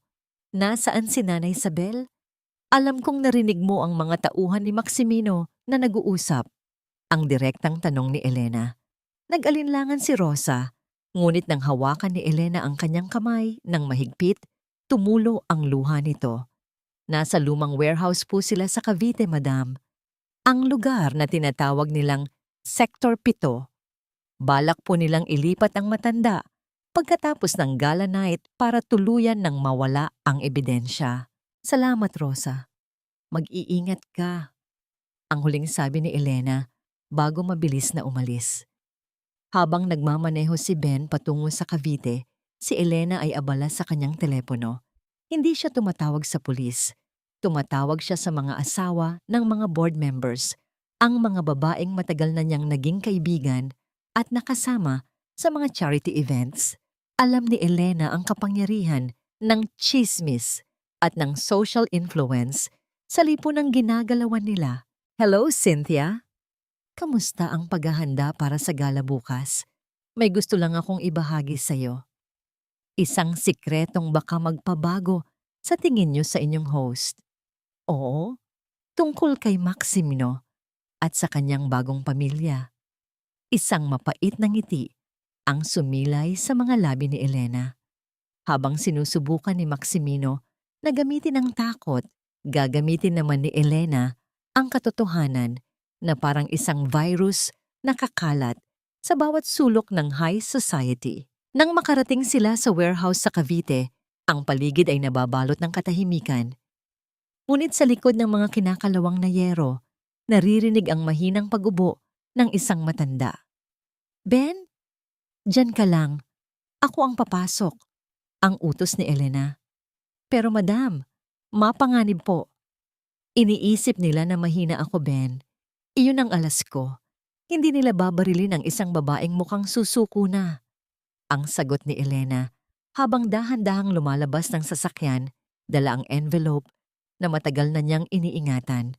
Pagpasok niya sa warehouse, sinalubong siya ng 2 armadong lalaki. Sa gitna ng silid, nakaupo si Nanay Isabel. At sa likod ng matanda, dahan-dahang lumabas ang isang anino na hindi inaasahan ni Elena. Hindi si Maximino ang nandoon, kundi si Clara, ang babaeng nasa litrato, ang babaeng ina ng anak ni Maximino. Ngunit ang Clara na nasa harap niya ngayon ay walang bakas ng pagiging biktima. May hawak siyang baril at ang kanyang mga mata ay puno ng matinding puot. Akala mo ba ay si Maximino lang ang may gusto sa kumpanya, Elena? Hindi mo alam kung gaano katagal kong hinintay ang sandaling ito. Ang tatay mo ang sumira sa pamilya ko bago pa man niya itayo ang Vorontsov Shipping. At ngayon, kukunin ko ang lahat mula sa iyo, pati ang hininga mo, ang pananakot ni Clara. Napatigil si Elena. Ang bawat revelasyon ay tila isang mas malalim na hukay na kanyang kinapapatungan. Hindi lang pala ito pagtataksil sa asawa. Ito ay isang paghihiganti na nag-ugat sa nakaraan ng kanyang sariling ama. Paano makakalabas si Elena sa sitwasyong ito, gayong baril na ang nakatutok sa kanya? At sapat ba ang mga dokumentong hawak niya para mapigilan ang galit ng isang babaeng matagal nang nagkimkim ng pait? Ang ulan sa labas ay nagsimulang pumatak ng malakas sa bubong na yero. Ang tunog nito ay tila isang mabilis na tibok ng pusong malapit ng tumigil. Ang pinakamasakit na katotohanan ay hindi ang malaman na niloko ka ng iyong asawa, kundi ang mapagtanto na ang bayaning hinahangaan mo sa buong buhay mo, ang iyong ama, ay may itinatagong kadiliman na siyang nagmula ng lahat ng iyong paghihirap. Ang hangin sa loob ng warehouse ay malapot, amoy kalawang at basang lupa. Ang bawat patak ng ulan sa bubong na yero ay tila isang mabilis na tambol na sumasabay sa kabog ng dibdib ni Elena. Nakatayo siya sa gitna ng silid, ang kanyang balabal ay basa na at nakadikit sa kanyang katawan, ngunit hindi niya nararamdaman ang lamig. Ang tanging nararamdaman niya ay ang nanunuot na titig ni Clara at ang dulo ng baril na nakatutok sa kanya. Si Clara ay tila isang estranghero sa ilalim ng malamlam na liwanag ng isang bumbilya. Ang kanyang dating maamong mukha na nakita ni Elena sa litrato ay wala na. Ang pumalit ay isang maskara ng purong kapuotan. Bakit Clara? Ang mahinang tanong ni Elena. Ang kanyang boses ay nanginginig, hindi dahil sa takot, kundi sa pagkalito. Anong kinalaman ng tatay ko sa pamilya mo? Tumawa si Clara, isang tawang puno ng pait na umalingaw-ngaw sa bawat sulok ng gusali. Ang tatay mo, si Don Santiago. Noong panahong nagsisimula pa lang ang shipping line nyo, hinaras niya ang maliit na brokerage ng tatay ko. Ninakaw niya ang mga kliyente namin, siniraan niya ang pangalan ng pamilya ko, hanggang sa malugi kami. Ang tatay ko, hindi niya nakayanan ng hiya. Nagpakamatay siya, Elena. Namatay siyang walang iniwan sa amin kundi utang at isang mantsadong pangalan. Naramdaman ni Elena ang isang malakas na hampas sa kanyang kaisipan. Ang kanyang ama, ang lalaking nagturo sa kanya ng katapatan at sipag, ay mayroon palang ganitong bahagi ng kasaysayan. Ang bawat pilak na hawak niya ngayon ay tila biglang naging mainit na uling na pumapaso sa kanyang konsensya. Hindi ko alam. Wala akong alam sa nangyari. Ang pabulong ni Elena, habang ang kanyang mga mata ay naghahanap ng anino ng kanyang ama sa kanyang gunita. Of course, hindi mo alam dahil pinalaki kanyang parang isang prinsesa sa itaas ng turinggawa sa mga buto ng mga taong dinurog niya. Ang sigaw ni Clara, ang kanyang daliri, ay mas humigpit sa gatilyo. Kaya noong nakilala ko si Maximino, alam ko na ito na ang pagkakataon ko. Ginamit ko ang pagkauhaw niya sa yaman para makalapit sa iyo. Pinanood ko siyang nakawan ka. Pinanood ko siyang saktan ka. Dahil bawat luha mo ay kabayaran sa bawat patak ng dugo ng tatay ko. Ang namagitan sa kanila nang dahan-dahang lumapit si Elena, hindi para lumaban, kundi para harapin ang katotohanan. Binuksan niya ang kanyang envelope at inilabas ang antenuptial agreement at ang mga record ng illegal na transaksyon ni Maximino. Kung ganoon, Clara, pareho lang tayong biktima rito. Ang mahinahong sabi ni Elena. Ang kanyang boses ay tila isang malamig na agos ng tubig sa gitna ng apoy. Gusto mong maningil sa tatay ko? Nagawa mo na yon. Nawala na sa akin ang asawa ko, ang tahanan ko, at ang tiwala ng mga anak ko. Pero tingnan mo itong mga papel na ito. Si Maximino, hindi ka niya mahal. Ginagamit ka rin niya gaya ng paggamit niya sa akin. Ang kumpanyang ipinangako niya sa'yo, nakapangalan na yon sa isang offshore account na siya lang ang may hawak. Kapag nakuha na niya ang lahat, itatapon ka rin niya gaya ng pagtapon niya sa isang basahan. Napatigil si Clara. Ang kanyang mga mata ay bumaba sa mga dokumentong ipinakita ni Elena. Ang kanyang kamay na humahawak sa baril ay nagsimulang manginig. Nagsisinungaling ka, sabi niya Kami ang magsasama. Sabi niya, ang anak namin ang magmamana ng lahat. Tingnan mo ang petsa ng mga transaksyong ito, Clara. Noong nakaraang buwan lang, inilipat na niya ang pondo na para sana sa anak mo patungo sa pangalan ni Cheska. Si Cheska, ang batang sekretarya na akala mo ay utusan lang. Siya ang tunay na kasabwat ni Maximino. Ikaw ang pain para makuha ako at ako naman ang tuntungan para makuha niya ang yaman.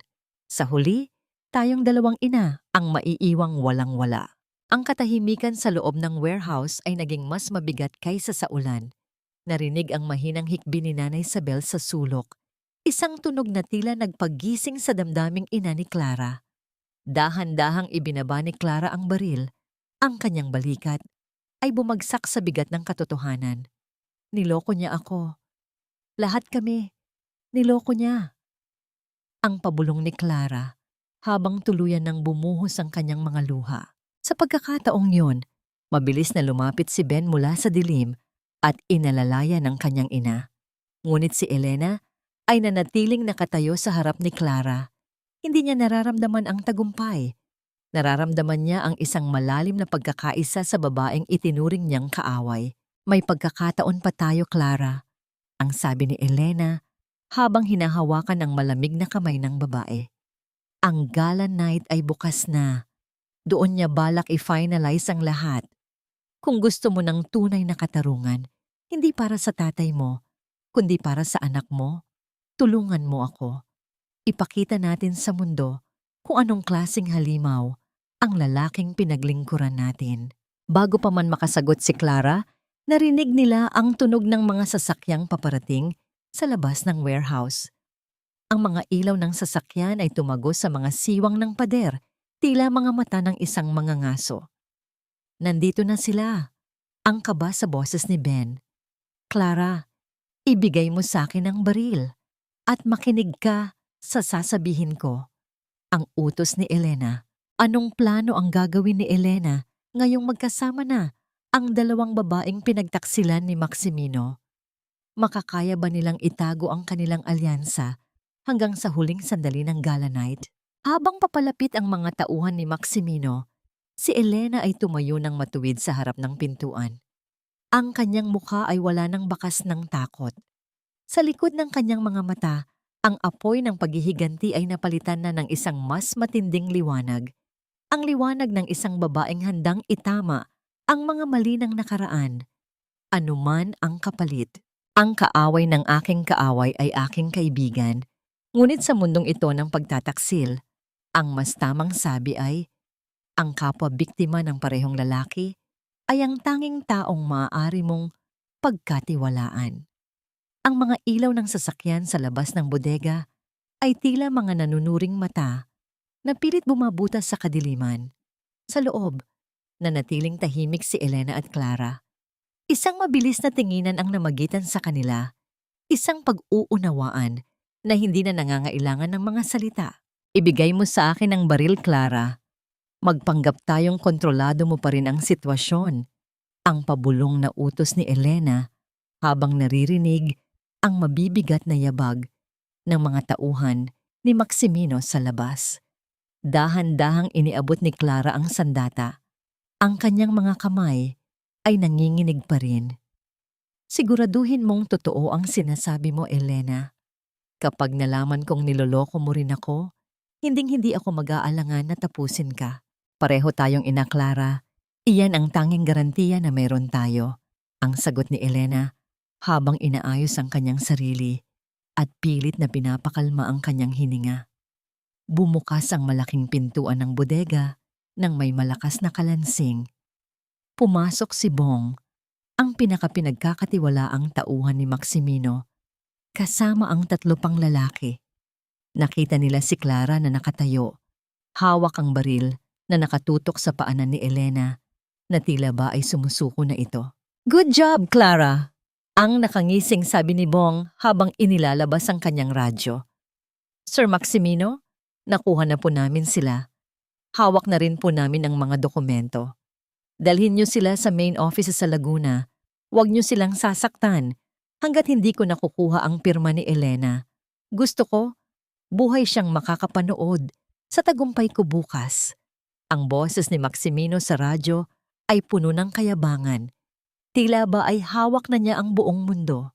Ang nangyari nang sa pilitang pinasakay si Elena sa sasakyan. Bago siya pumasok, dahan-dahan niyang hinawakan ang kamay ni Ben na kasalukuyang inaalalayan ang kanyang ina. Isang mahigpit na piga ng kamay, isang senyales na magtiwala sa plano. Sa gitna ng takot, ang init ng kamay ni Elena ay nagsilbing lakas para kay Ben na manatiling kalmado. Habang lula ng sasakyan patungong Laguna, ang bawat segundo ay tila 1 taon para kay Elena. Sa tabi niya ay nakaupo si Clara. Kapwa sila nakaposas ngunit ang kanilang mga diwa ay malayang naglalakbay sa iisang direksyon. Bakit mo ginagawa ito, Elena?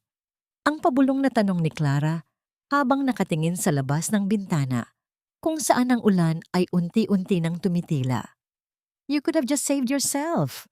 Bakit mo pa ako isinama sa plano mo? Huminga ng malalim si Elena.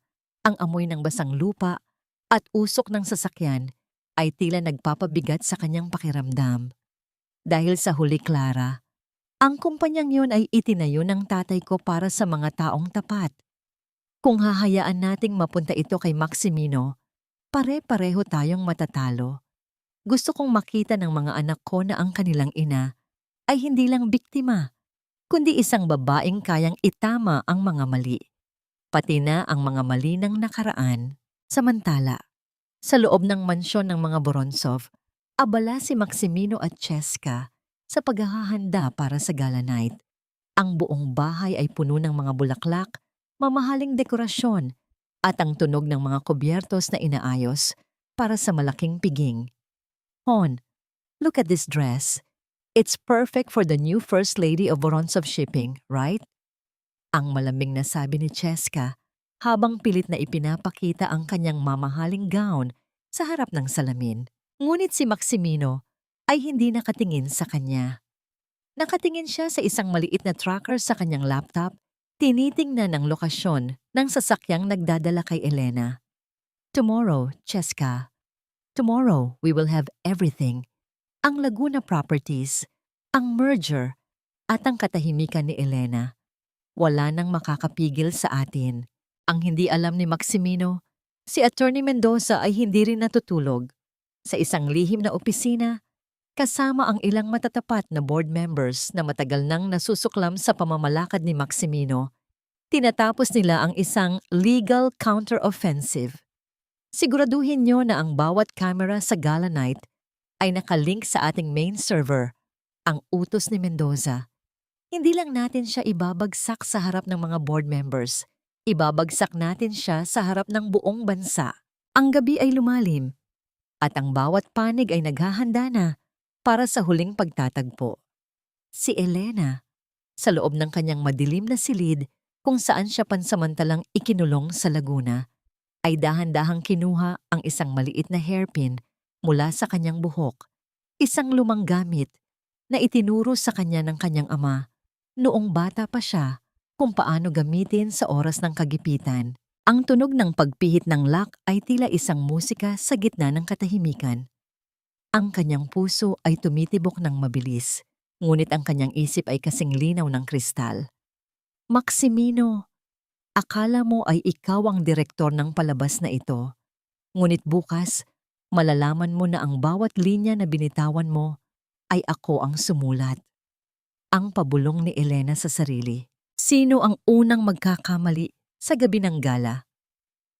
At sapat ba ang tatag ng loob ni Elena para harapin ang kanyang mga anak na kasalukuyang naniniwala sa mga kasinungalingan ng kanilang ama? Ang huling clip ng kanyang hairpin ay nagbukas sa pinto at sa unang pagkakataon, sa loob ng maraming araw, ang liwanag ng buwan ay tumama sa mukha ni Elena nang walang anumang harang. Ang pinakamadilim na gabi ay ang gabi bago ang pagsikat ng araw.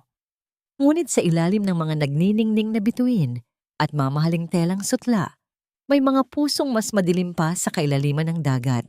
Ang Grand Ballroom ng Manila Hotel ay nababalot ng isang nakapanunulas na karangyaan.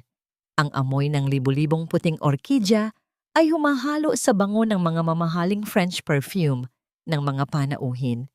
Ang bawat kalansing ng mga basong kristal na nagtatamaan ay tila isang musikang nagsasabi ng tagumpay. Sa gitna ng bulwagan, nakatayo si Maximino, suot ang isang custom-made na tuxedo na tila ba siya ang hari ng buong industriya ng shipping. Sa tabi niya, si Cheska ay nagniningning sa kanyang pulang gown, ngunit ang mas nakakapanindig balahibo ay ang suot nitong kwintas, ang diamanteng pamana ni Don Santiago sa kanyang anak na si Elena. Nakita ni Elena ang lahat ng ito mula sa itaas na balkonahe, nakatago sa likod ng malalaking kurtinang pilus. Ang kanyang puso ay tila isang tambol na nagwawala sa loob ng kanyang dibdib. Hindi dahil sa takot, kundi dahil sa matinding poot nang makita niya ang kanyang mga anak, si Sofia at si Junior, na nakatayo sa tabi ni Maximino, mukhang malungkot at nalilito, habang pilit na ipinapakilala ni Maximino sa mga business partners bilang bagong pamilya. Look at her, hon. Sofia is starting to like me. Sabi ko sa kanya, I'll buy her that sports car she wanted if she behaves tonight.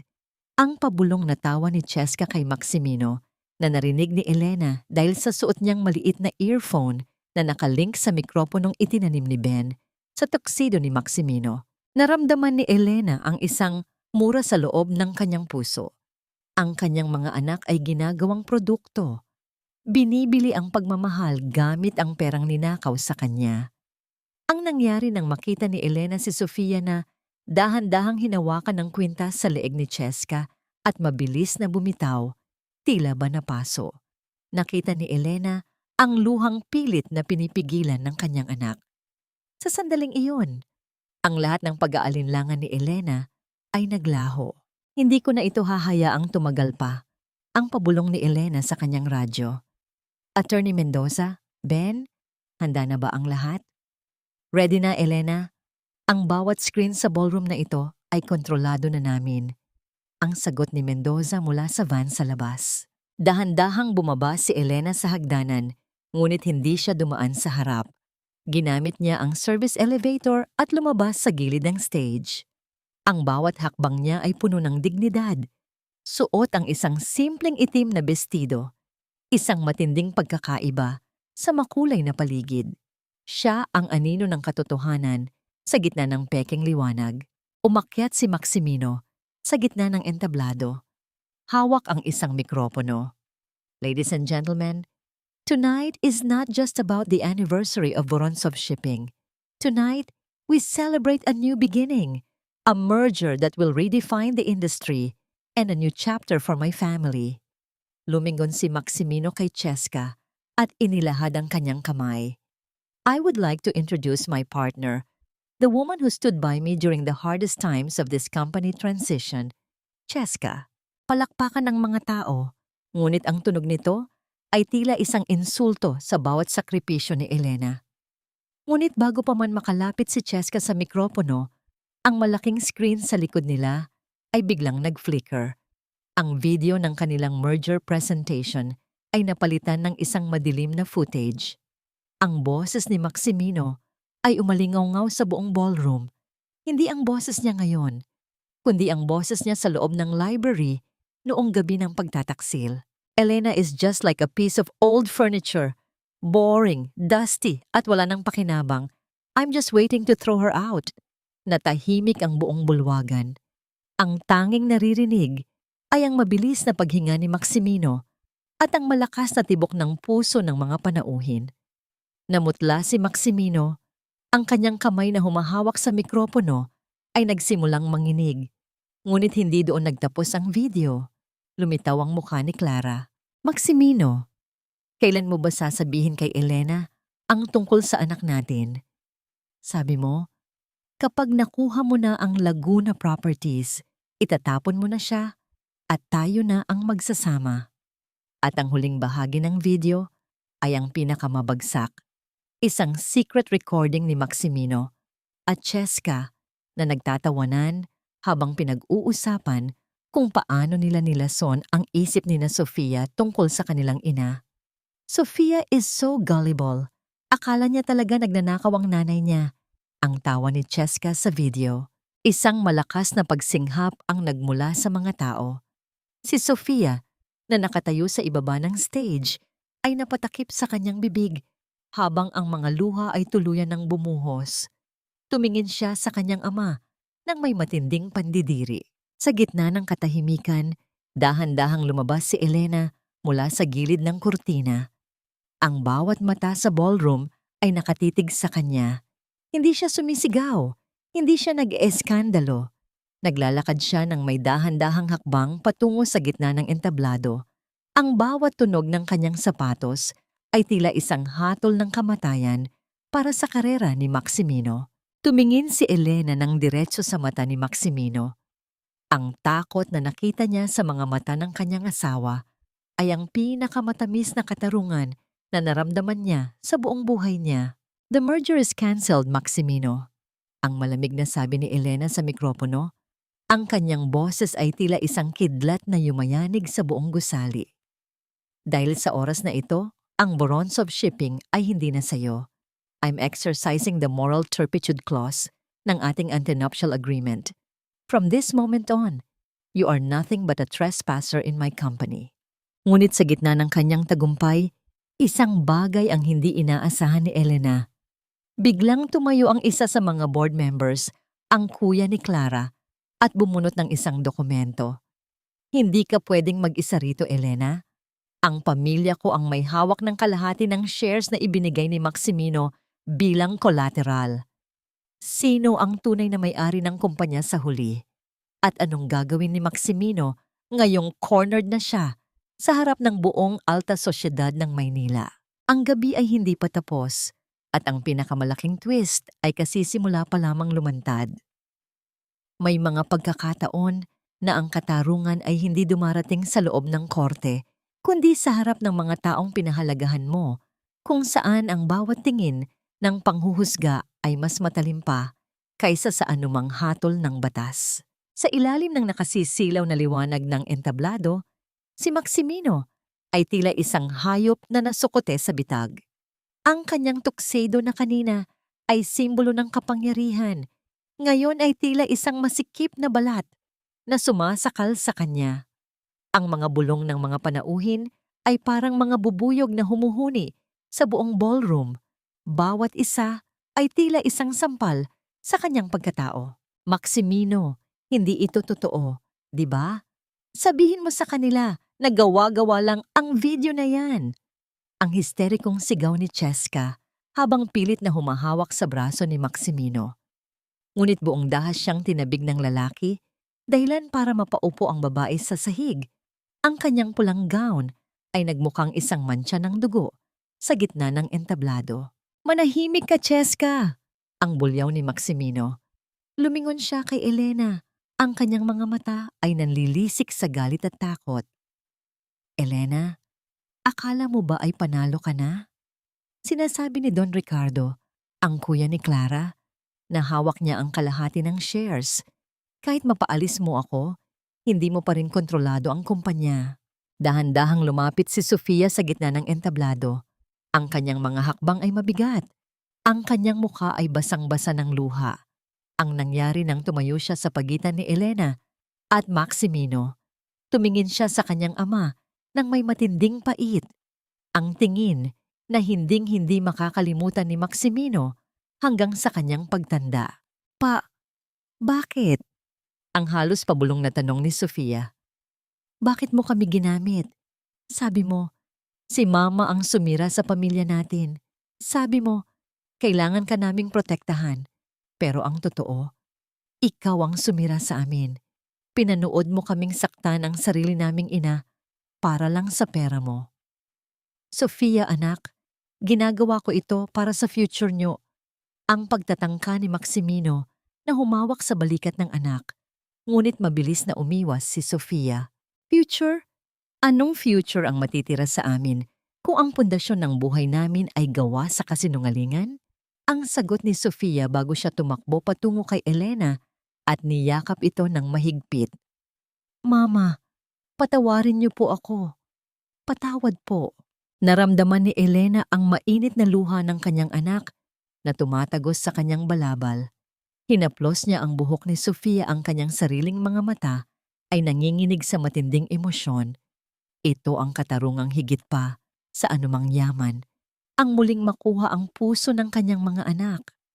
Lumingon si Elena kay Don Ricardo, na kasalukuyang nakatayo ng may kayabangan habang hawak ang mga dokumento ng collateral. Don Ricardo, ang malamig na panimula ni Elena, ang shares na ibinigay sa iyo ni Maximino bilang collateral para sa utang niya sa pamilya niyo ay walang bisa dahil sa ilalim ng antenuptial agreement na nilagdaan niya 30 taon na ang nakalilipas, ang bawat shares ng Vorontsov Shipping ay nakapangalan sa akin bilang nag-iisang tagapagmana ni Don Santiago. Maximino was never the legal owner. He was just an administrator.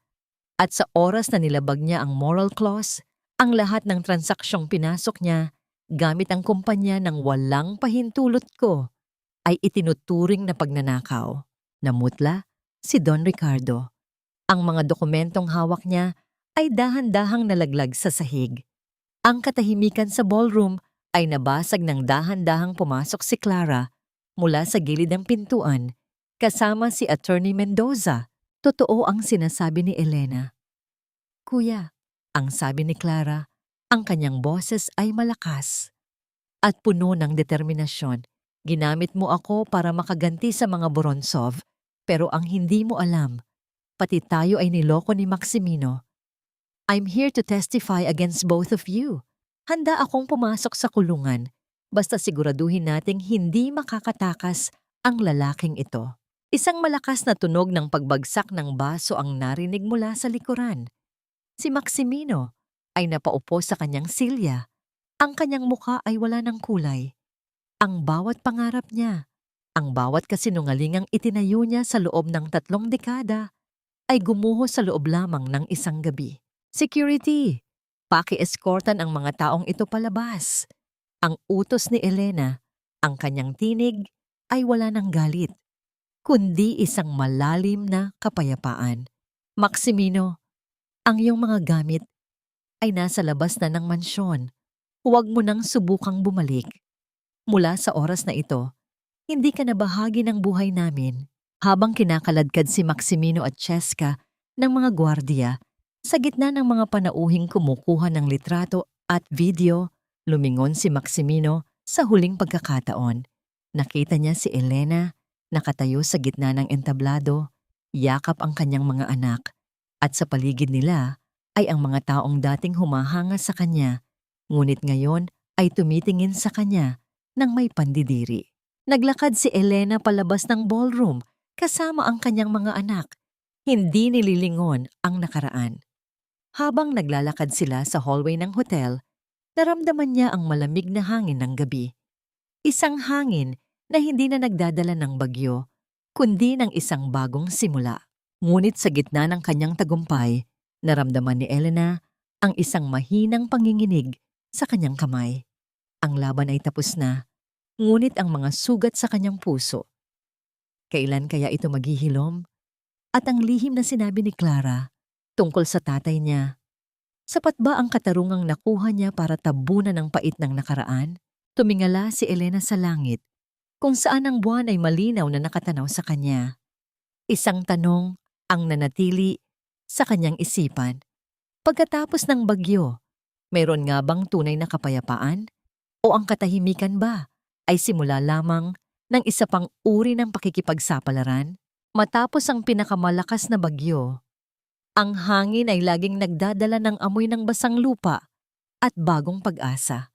Ngunit ang paglilinis sa mga kalat ng kahapon ay isang mahabang proseso na nangangailangan ng higit pa sa walis at basahan.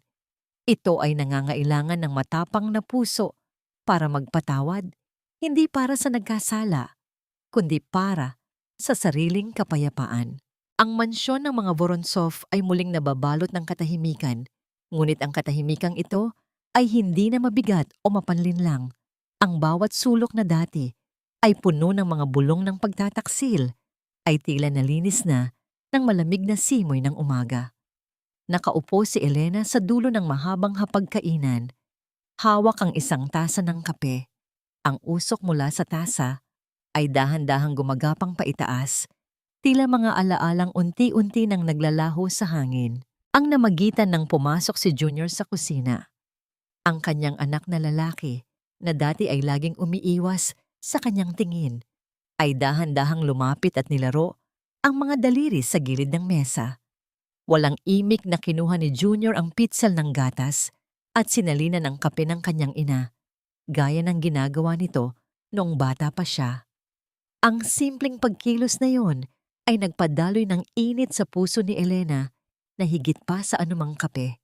Ma, sorry po talaga, ang pabulong na sabi ni Junior. Ang kanyang boses ay puno ng pagsisisi. Naging bulag kami. Akala namin si Papa ang nagtataguyod sa lahat. Hindi namin nakita ang lahat ng paghihirap niyo sa likod ng mga eksena. Hinawakan ni Elena ang kamay ng kanyang anak. Ang mahalaga, Junior, ay nahanap niyo ang daan. Pabalik sa katotohanan. Ang sugat ay naghihilom, anak. Masakit, pero nag-iiwan ito ng marka para hindi na tayo muling magkamali. Sa gitna ng kanilang usapan, dumating si Attorney Mendoza, dala ang ilang mga folder. Ang balita tungkol kay Maximino ay mabilis na kumalat. Matapos ang iskandalo sa Galanite, ang lahat ng creditors nito ay sabay-sabay na naningil. Dahil wala na siyang access sa kumpanya, napilitan si Maximino na ibenta ang lahat ng kanyang mga sasakyan at ang kondo na binili niya para kay Cheska para lang hindi mabulok sa kulungan dahil sa mga kaso ng estafa. Nasaan siya ngayon, attorney? Ang tanong ni Elena. Ang kanyang boses ay walang bakas ng galit, kundi isang malalim na pagkapagod. Nasa isang maliit na paupahan sa labas ng Maynila, Elena. Sinasabi ng mga tao na iniwan na rin siya ni Cheska nang malaman nitong wala na siyang pera. Kinuha ni Cheska ang lahat ng hiyas na naitago niya at naglaho na parang bula. Ang sagot ni Mendoza. Isang mapait na ngiti ang sumilay sa mga labi ni Elena. Iyon ang batas ng karma. Ang mga taong sumasama sa iyo dahil sa yaman ay sila ring unang aalis kapag ang bulsa ay butas na. Ngunit may isang bagay pa na kailangang ayusin ni Elena.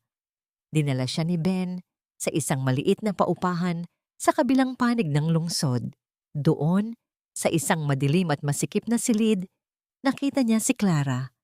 Ang babae ay tila mas tumanda ng 10 taon sa loob lamang ng ilang araw. Nakaupo ito sa sahig habang yakap ang kanyang maliit na anak na si Maximino Jr. Nang makita ni Clara si Elena, napatayo ito nang may takot. Anong ginagawa mo rito? Tapos na, Elena. Nakuha mo na ang lahat. Ipagkakait mo pa ba sa amin ang maliit na silid na ito? Hindi sumagot si Elena. Sa halip lumapit siya sa bata at dahan-dahang hinaplos ang pisngi nito. Ang bata ay may mga matang kamukha ng kay Maximino, mga matang inosente at walang kinalaman sa kasalanan ng mga magulang. Hindi ako napunta rito para maningil, Clara. Ang mahinahong sabi ni Elena. Inilabas niya ang isang dokumento mula sa kanyang bag. Ito ay isang trust fund para sa bata. Hindi ito galing sa kumpanya, kundi galing sa sarili kong ipon. Sapat ito para sa pag-aaral niya hanggang kolehiyo. Nanlaki ang mga mata ni Clara. Bakit? Bakit mo ito ginagawa pagkatapos ng lahat ng ginawa ko sa'yo? Dahil ang bata ay walang kasalanan. At dahil ayaw kong lumaki siya na may dalang puot sa kanyang puso, gaya ng nangyari sa'yo. Ang sagot ni Elena. Clara, ang tatay ko ay nagkamali sa pamilya mo at inaamin ko yon. Ang perang ito ay hindi pambayad sala, kundi tulay para sa isang bagong simula. Gamitin mo ito para maging maayos ang buhay niyo. Tuluyan nang humagulgol si Clara at napaluhod sa paanan ni Elena. Sa sandaling iyon, ang tanikala ng paghihiganti na dumaan sa 2 henerasyon ay tuluyan nang naputol. Ang kapatawaran ay hindi isang kahinaan, kundi ang pinakamataas na uri ng kapangyarihan. Habang naglalakad si Elena, pabalik sa kanyang sasakyan, naramdaman niya ang isang kakaibang gaan sa kanyang balikat. Ang bawat hakbang niya ay tila isang paglaya. "Madam, saan po tayo?" Ang tanong ni Ben habang binubuksan ang pinto ng sasakyan. Tumingin si Elena sa malayo kung saan ang araw ay nagsisimula ng lumubog, nagbibigay ng kulay kahel at ginto sa langit. "Sa sementeryo, Ben. Gusto kong dalawin si tatay. May mga bagay kaming kailangang pag-usapan." Ngunit sa likod ng kalsada, may isang aninong nakatago. Isang lalaking may maruming damit at gulugulong buhok ang nakatingin sa sasakyan ni Elena mula sa malayo. Si Maximino yon. Nakatingin siya sa asawang dati niyang hinamak na ngayon ay nagniningning sa gitna ng kanyang sariling tagumpay. Magagawa kaya ni Maximino na humingi ng tawad sa huling sandali? O ang kanyang pride ba ang tuluyang lalamon sa kanya hanggang sa dulo? Ang huling kabanata ay malapit na at ang katarungan ay mayroon pang isang huling sorpresang inihanda. Ang huling kabanata ng isang kwento ay hindi laging nagtatapos sa isang malakas na pagsabog. Madalas, ito ay nagtatapos sa isang tahimik na pagtanggap, sa isang malalim na buntong hininga, at sa pagtalikod sa mga anino para harapin ang liwanag ng bagong umaga. Ang sementeryo ay nababalot ng kulay kahel na liwanag mula sa papasikat na araw. Ang hamog ay dahan-dahang naglalaho sa ibabaw ng mga luntiang damo, habang ang huni ng mga ibon ay tila isang marahang awit ng kapayapaan. Nakatayo si Elena sa harap ng puntod ni Don Santiago. Ang puting marmol ay nagniningning, malinis at kagalang-galang, gaya ng alaala ng kanyang ama na pilit niyang binubuo muli sa kanyang puso. Inilapag ni Elena ang isang kumpol ng sariwang sampagita. Ang amoy nito ay matamis at pamilyar, nagdadala ng mga alaala ng kanyang kabataan noong ang tanging problema niya ay ang matutong magbilang ng mga kargamento sa pantalan. "Tatay, tapos na po," ang pabulong na sabi ni Elena habang hinahaplos ang ukit ng pangalan sa lapida. "Naitama ko na ang mga mali. Ang kumpanyang itinayo niyo ay nasa mabuting kamay na muli. Patawad kung naging bulag ako sa loob ng mahabang panahon, pero salamat dahil kahit sa kabilang buhay, hindi niyo ako pinabayaan." Naramdaman ni Elena ang mga kamay ni na Sofia at Junior sa kanyang magkabilang balikat. Ang kanyang mga anak ay nakatayo sa tabi niya, matatag at puno ng pagmamahal. Wala silang kibo, ngunit ang kanilang presensya ay sapat na para malaman ni Elena na ang kanyang tunay na yaman ay hindi ang mga share sa kumpanya, kundi ang dalawang taong ito na muli niyang nabawi mula sa kuko ng kasinungalingan. Ang nangyari nang mapansin ni Elena ang isang anino sa malayo, sa ilalim ng isang malaking puno ng acacia. Isang lalaki ang nakatayo doon, nakasuot ng kupas at maruming barong. Ang kanyang mga balikat ay nakayuko sa bigat ng hiya. Si Maximino yon. Hindi lumapit si Maximino. Alam niya ang kanyang hangganan. Ang lalaking dati ay naglalakad na parang hari sa mga boardroom. Ngayon ay hindi man lang makatingin ng diretso sa kanyang pamilya. Ang kanyang mukha ay tila isang mapait na mapa ng mga maling desisyon. Si Papa," ang mahinang bulong ni Junior. Ang kanyang tinig ay may halong awa, ngunit may determinasyon. "Hayaan niyo siya, anak," ang sagot ni Elena. "Ang bawat tao ay may sariling krus na dapat pasanin, at ang krus ni Maximino ay ang katotohanang nakikita niya ang lahat ng kanyang itinapon. Ngunit hinding-hindi na niya ito muling mahahawakan." Dahan-dahang naglakad ang mag-ina palayo sa puntod. Nang madaan sila malapit sa kinaroroonan ni Maximino, tumigil si Elena. Tumingin siya sa kanyang asawa, ang lalaking minahal niya ng 30 taon at ang lalaking dumurog sa kanya sa loob lamang ng isang gabi.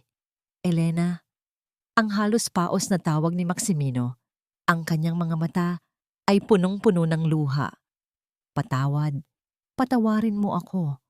Kahit para sa mga bata lang. Wala na akong matuluyan. Ang lahat ay tinalikuran na ako. Tumingin si Elena sa kanya nang may malalim na pakikiramay, ngunit ang kanyang mga mata ay wala ng bakas ng pag-ibig na dati ay nagbubulag sa kanya. Ang kapatawaran, Maximino, ay naibigay ko na sa sarili ko noong gabing tinalikuran mo kami. Ngunit ang pagbabalik sa kung ano tayo noon, iyon ang imposible. Binigyan kita ng 3 dekada ng katapatan at ibinigay mo sa akin ang isang buhay na puno ng pagkukunwari. Tapos na ang oras ng paniningil, Maximino.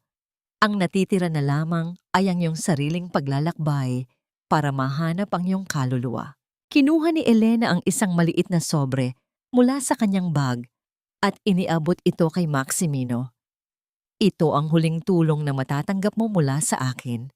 Sapat ito para makapagsimula ka ng simpleng buhay sa probinsya. Huwag mo nang susubukang lumapit sa mga bata. Irespeto mo ang huling piraso ng dangal na natitira sa iyo. Hindi na naghintay ng sagot si Elena. Naglakad siya patungo sa naghihintay na sasakyan kung saan nakangiting naghihintay si Ben at si Attorney Mendoza. Habang umaandar ang sasakyan palayo, nakita ni Elena sa side mirror ang imahe ni Maximino na dahan-dahang lumuluhod sa ilalim ng puno. Yakap ang sobre na tila ba ito na ang kanyang huling hininga. Sa loob ng sasakyan, hinawakan ni Sofia ang kamay ni Elena. Ma, anong plano natin ngayon? Ngumiti si Elena. Isang tunay at malayang ngiti na nagmula sa kailaliman ng kanyang pagkatao. Ngayon, Sofia, tuturuan ko kayo kung paano maging tunay na leader. Hindi gamit ang takot o pera, kundi gamit ang puso na marunong makinig sa mga maliliit na tao. Magsisimula tayo sa pagpunta sa Laguna. Gusto kong makita ang mga manggagawa. Gusto kong malaman nila na ang Vorontsov Shipping ay muling naging isang pamilya. Habang binabagtas nila ang kalsada patungo sa Laguna, ang sikat ng araw ay tuluyan ng lumitaw, nagbibigay ng liwanag sa buong kapaligiran. Ang bawat puno, ang bawat gusali, at ang bawat mukha ng taong nadadaanan nila ay tila nagdiriwang sa tagumpay ng katotohanan. Ngunit sa gitna ng kanyang kapayapaan, isang katanungan ang pumasok sa isip ni Elena. Sapat ba ang pagpatawad para tuluyang mabura ang pait ng nakaraan? O ang bawat bukas ba ay isang patuloy na pakikipaglaban para manatiling mabuti sa isang mundong puno ng tukso? Tumingala si Elena sa langit at huminga ng malalim. Ang hangin ay amoy kalayaan. At sa unang pagkakataon, sa loob ng 3 dekada, naramdaman ni Elena na siya ay sapat na. Hindi bilang asawa ng isang bilyonaryo, kundi bilang Elena, ang babaeng dumaan sa apoy at lumabas na mas nagniningning kaysa sa ginto. Ang buhay ay parang dagat. May mga panahong ang alon ay marahas at mapanira. Ngunit sa huli, ang bawat bagyo ay lilipas din upang iwanan tayo sa isang dalampasigan na mas malinis, mas matatag, at mas maliwanag. Hindi ang yaman ang nagpapatakbo sa ating mundo, kundi ang kakayahan nating bumangon mula sa pagkakalugmok ng may dangal at pagmamahal. 1 taon ang mabilis na lumipas mula noong gabi ng huling pagsisingil sa Manila Hotel. Ang Vorontsov Shipping, na ngayon ay kilala na sa bagong pangalang Santiago Elena Maritime, ay muling naging simbolo ng katapatan sa industriya. Sa ilalim ng pamumuno ni Elena, ang bumpanya ay hindi na lang basta negosyo. Ito ay naging isang komunidad kung saan ang bawat manggagawa ay itinuturing na pamilya. Nakayo si Elena sa balkonahe ng kanilang bahay sa Laguna. Ang bahay na dati ay naging saksi sa kanyang mga lihim na pagluha. Ngunit ngayon ay puno na ng liwanag at tawanan. Ang nangyari nang makita niya si Sofia at Junior na abalang nagluluto sa hardin para sa kanilang selebrasyon. Ang mga anak niya ay hindi na ang mga batang madaling mabulag ng pera. Sila ay naging mga hamon ng katotohanan, matatag at may malasakit sa kapwa. Mama, halika na! Ang paborito mong inihaw na bangus ay luto na. Ang masayang tawag ni Sofia, ang kanyang tinig ay puno ng sigla na matagal na nawala noong panahon ng kaguluhan.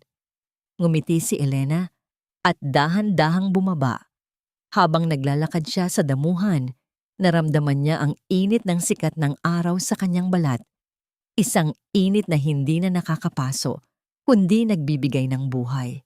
Sa isang malayo at tahimik na bayan sa Pangasinan, isang lalaki ang nakaupo sa isang maliit na bangko sa harap ng isang tindahan. Si Maximino yon. Ang kanyang buhok ay maputi na at ang kanyang mga kamay ay magaspang dahil sa trabaho sa bukid. Wala na siyang suot na mamahaling relo o tuxedo. Ang tanging hawak niya ay isang maliit na radyo, kung saan naririnig niya ang balita tungkol sa tagumpay ng kumpanya ni Elena. Isang mapait na ngiti ang sumilay sa kanyang mga labi. Ang pagsisisi ay isang aninong hinding-hindi siya iiwan. Ngunit sa gitna ng kanyang pag-iisa, nahanap niya ang isang uri ng katahimikan na hindi niya naramdaman nung siya ay bilyonaryo pa. Ang bawat sentimong ibinigay ni Elena ay ginamit niya para sa isang maliit na bahay. At sa bawat gabi, ang tanging dalangin niya ay ang kaligtasan ng mga anak na kanyang tinalikuran. Ang kanyang hiya ay nananatili, ngunit ang kanyang patawad sa sarili ay unti-unti nang nabubuo sa bawat araw ng kanyang simpleng pamumuhay. Samantala, si Clara ay nagsimula na ring bumuo ng sariling buhay. Gamit ang trust fund na ibinigay ni Elena, nakapagbukas siya ng isang maliit na bakery sa kanilang probinsya. Ang kanyang anak, si Maximino Jr., ay lumalaking masayahin at malusog, malayo sa madilim na anino ng paghihiganti. Si Clara ay naging isa sa mga pinakatapat na supplier ng tinapay para sa mga barko ni Elena, isang ugnayan na itinayo sa ibabaw ng kapatawaran at bagong simula. Si Cheska naman, ayon sa mga balita, ay huling nakitang nagtatrabaho bilang isang hamak na hostess sa isang club sa ibang bansa, matapos siyang takbuhan ng lalaking akala niya ay mas mayaman kay Maximino. Ang kanyang kapalaran ay naging isang paalala na ang ganda na ginagamit sa pananakit ng kapwa ay mabilis na kumukupas na parang bulok na talulot. Habang nagtitipon ang pamilya ni Elena sa paligid ng hapagkainan, kasama si Attorney Mendoza, Ben, at Nanay Isabel, itinaas ni Elena ang kanyang baso para sa katotohanan, para sa pamilya, at para sa kakayahan nating magpatawad. Ang sabi ni Elena, ang bawat isa ay nagtaas din ng kanilang baso. Ang tunog ng pagtatama ng mga kristal ay tila isang matamis na simponya ng tagumpay.